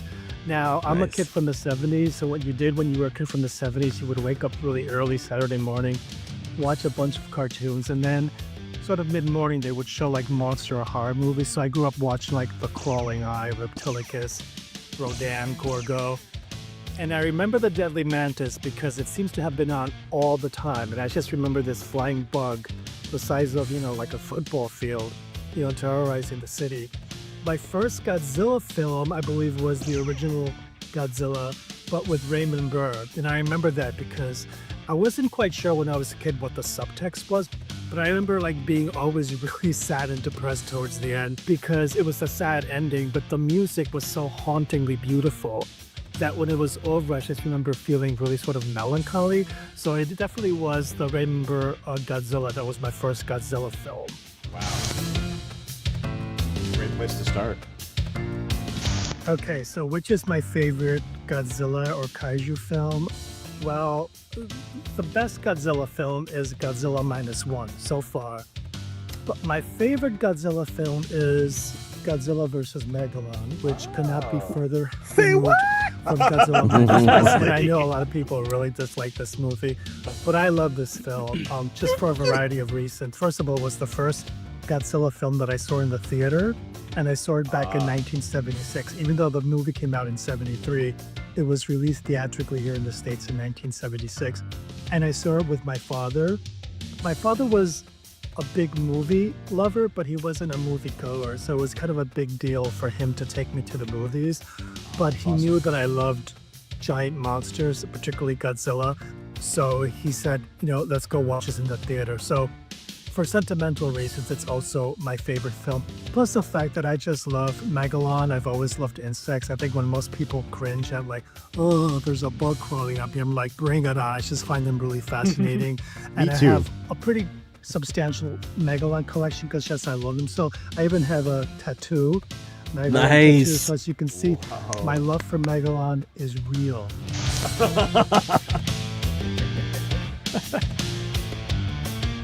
So I first started collecting seriously about 10 years ago when I went to my first New York Comic-Con, so it was 2015. And I was on the vendor floor and my partner said to me, oh, Raymond, I don't know if you're aware, but there's some guy over there selling the Godzilla worm. And I said, what the hell is the Godzilla worm? And he was like, that brown thing. And I said, you mean the mothra larva? He goes, yeah, that. So I ran over to the vendor and I saw this thing, this little mothra larva, and I'm like, okay, this is a no-brainer, I have to have it. So this is how it all began. This was sort of my first Godzilla collectible. I mean, back when I was a kid, I had the model kits like Ghidorah and Rodan, but this was my first collectible, and this sort of started the whole journey of my collecting. Amazing.